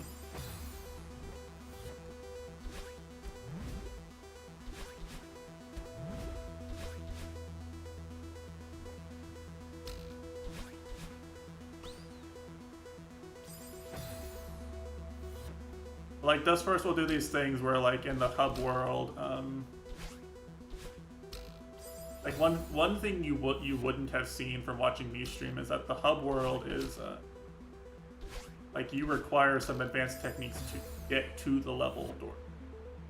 Like it'll put the level in the hub world behind something that's hard to do to enforce that you need to know how to do this thing in the level.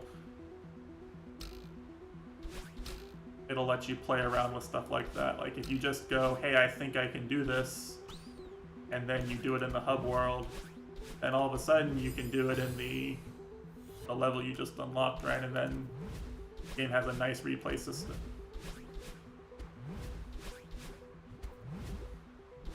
Has the nice replay system and great music and fun level design to make you stick around and learn all that, but like, my experience with the game was basically just a, hey, I want to see what's in here, and I accidentally taught myself how to play the game. by doing just that a lot of the time.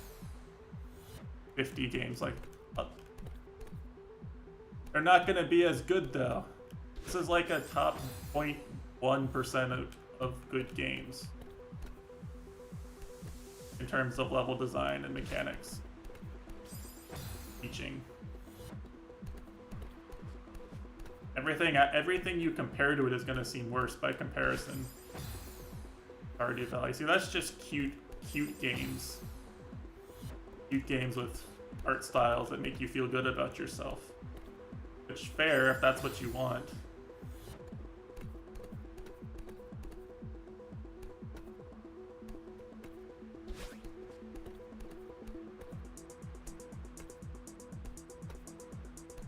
Basically. Even as Stardew Valley. Alright, you remember that game, Harvest Moon, Friends of Mineral Town, that a certain someone asked me to play about 5 trillion times on stream?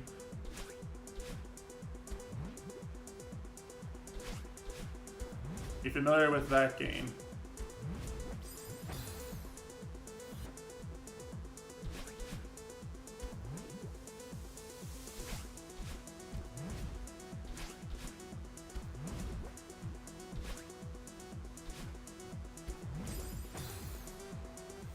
Didn't know about the trillion times. Well, you know what Harvest Moon is. It's like the same, along the same lines of Harvest Moon, Animal Crossing, that kind of, like the game is basically you inherit a farm from your grandpa. Wacky and uncharacteristic things happen in the village. You marry people if you want. The thing that makes people recommend the game so much is that the developer is actually really dedicated to the game and does a good job communicating and keeps adding free content to it. It's one of those games where, like, you like the game, you're like, gee, I wish X or Y would happen, or I wish there was more content coming out. It is, right? Like, I don't think it gets stale for a lot of people.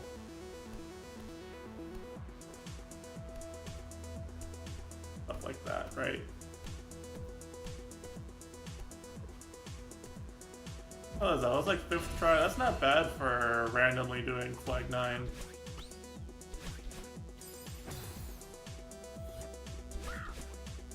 Checkpoint, line it up for me.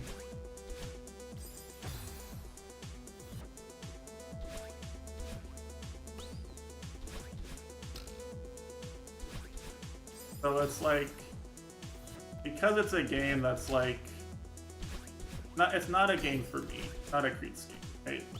I require slightly more challenge in my games to have fun.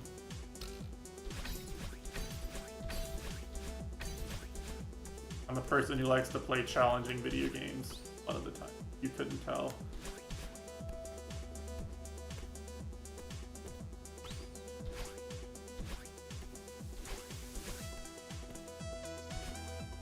First try, let's go.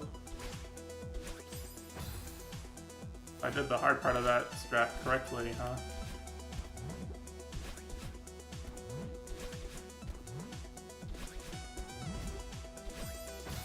Close.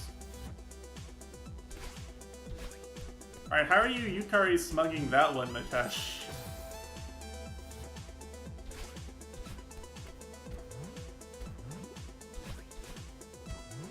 What's there to smug about there?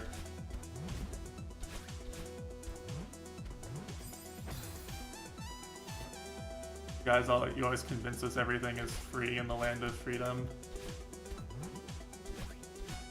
Let's see.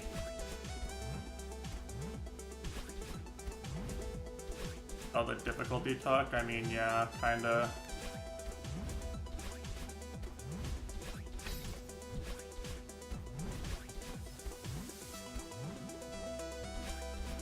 Free wall bounce? Hold on. Free neutral jump spam. Imagine if I did that with a golden berry, by the way. Imagine how freaked out I would be. Imagine doing that with a golden berry.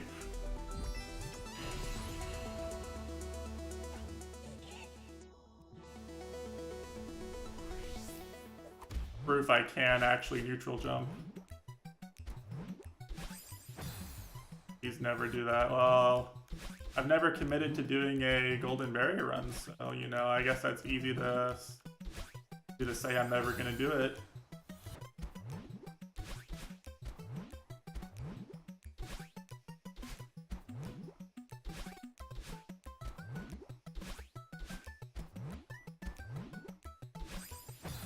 I was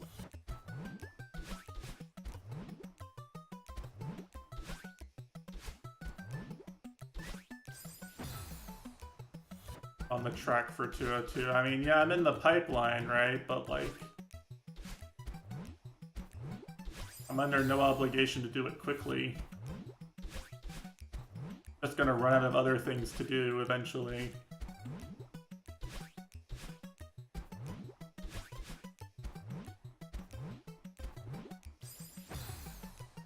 I thought.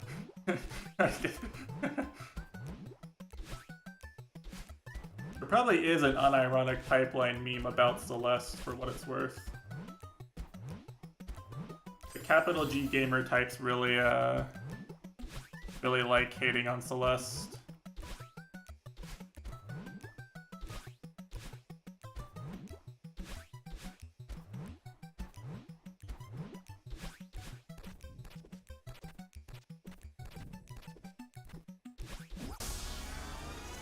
Because Madeline is canon transgender, sexual. I don't actually know which.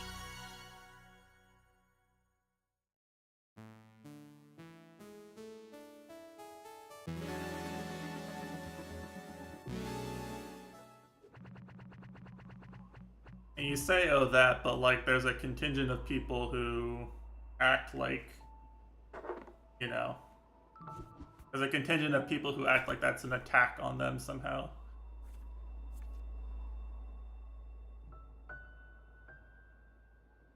Nice, a gross of deaths.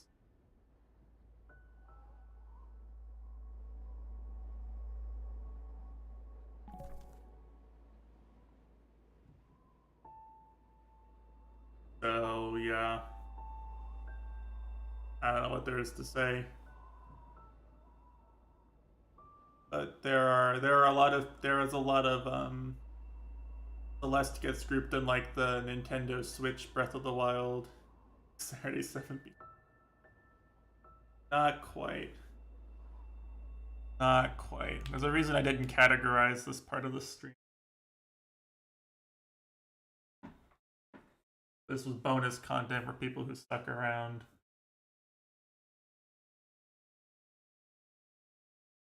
Plan is that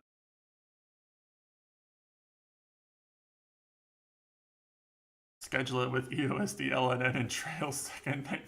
Yeah, it's there, of course. Of course.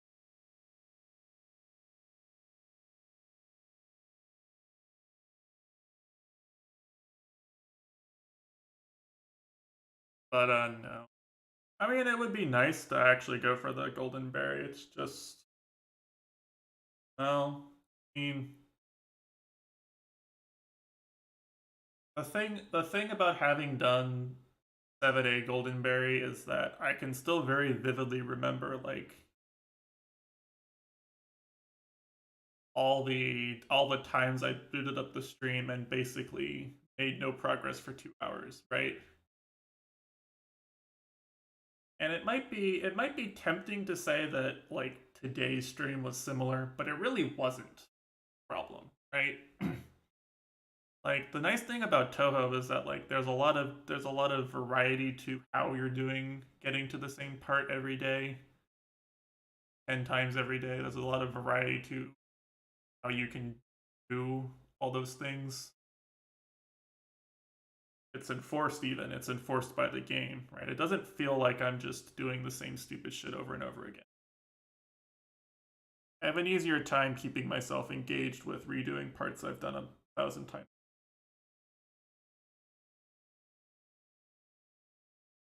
So it's just the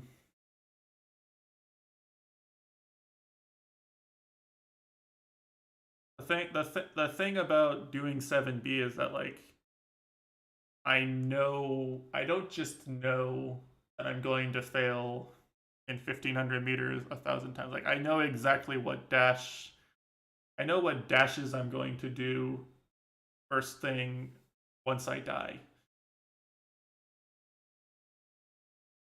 Yes, exactly. So it's really just it's more of a straight grind, less of a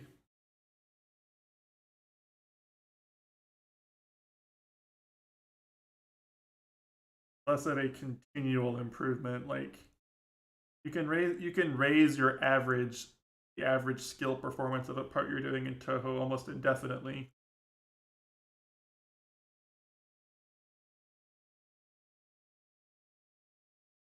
So even while you're still dying to the one part later on, you raise your average skill level on the other parts, so you either have a higher score or you get to those other parts more consistently. It's nicer, nicer like that in my.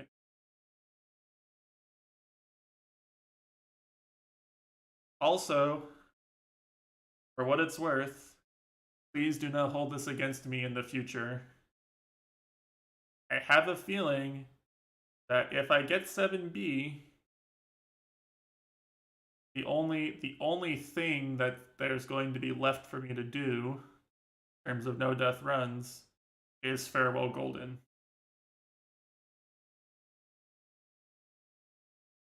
To do Alan and Zu. Oh, yes and no.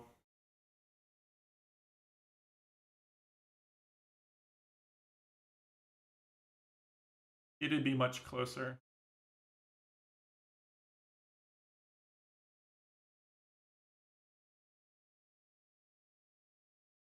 But no. But yes, I honestly think knowing my brain and how I've done things in the past, like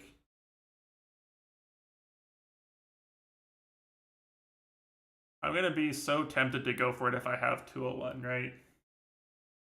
That's a line you can't cross. Yeah, something like that.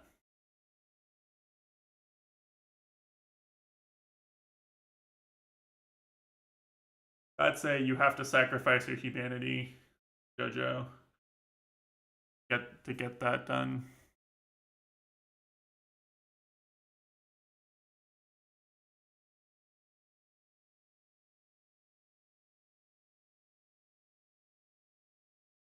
Anyway, I've got some IRL stuff to I've got some IRL stuff to take care of now. I am going to turn the stream off for today. We will pick up trails hopefully next weekend. No trails today, and preemptively no stream on the 14th either. I will be gone all day on the 14th. We'll try and do as much as we can next week, but yeah, there's some free slots if you guys want.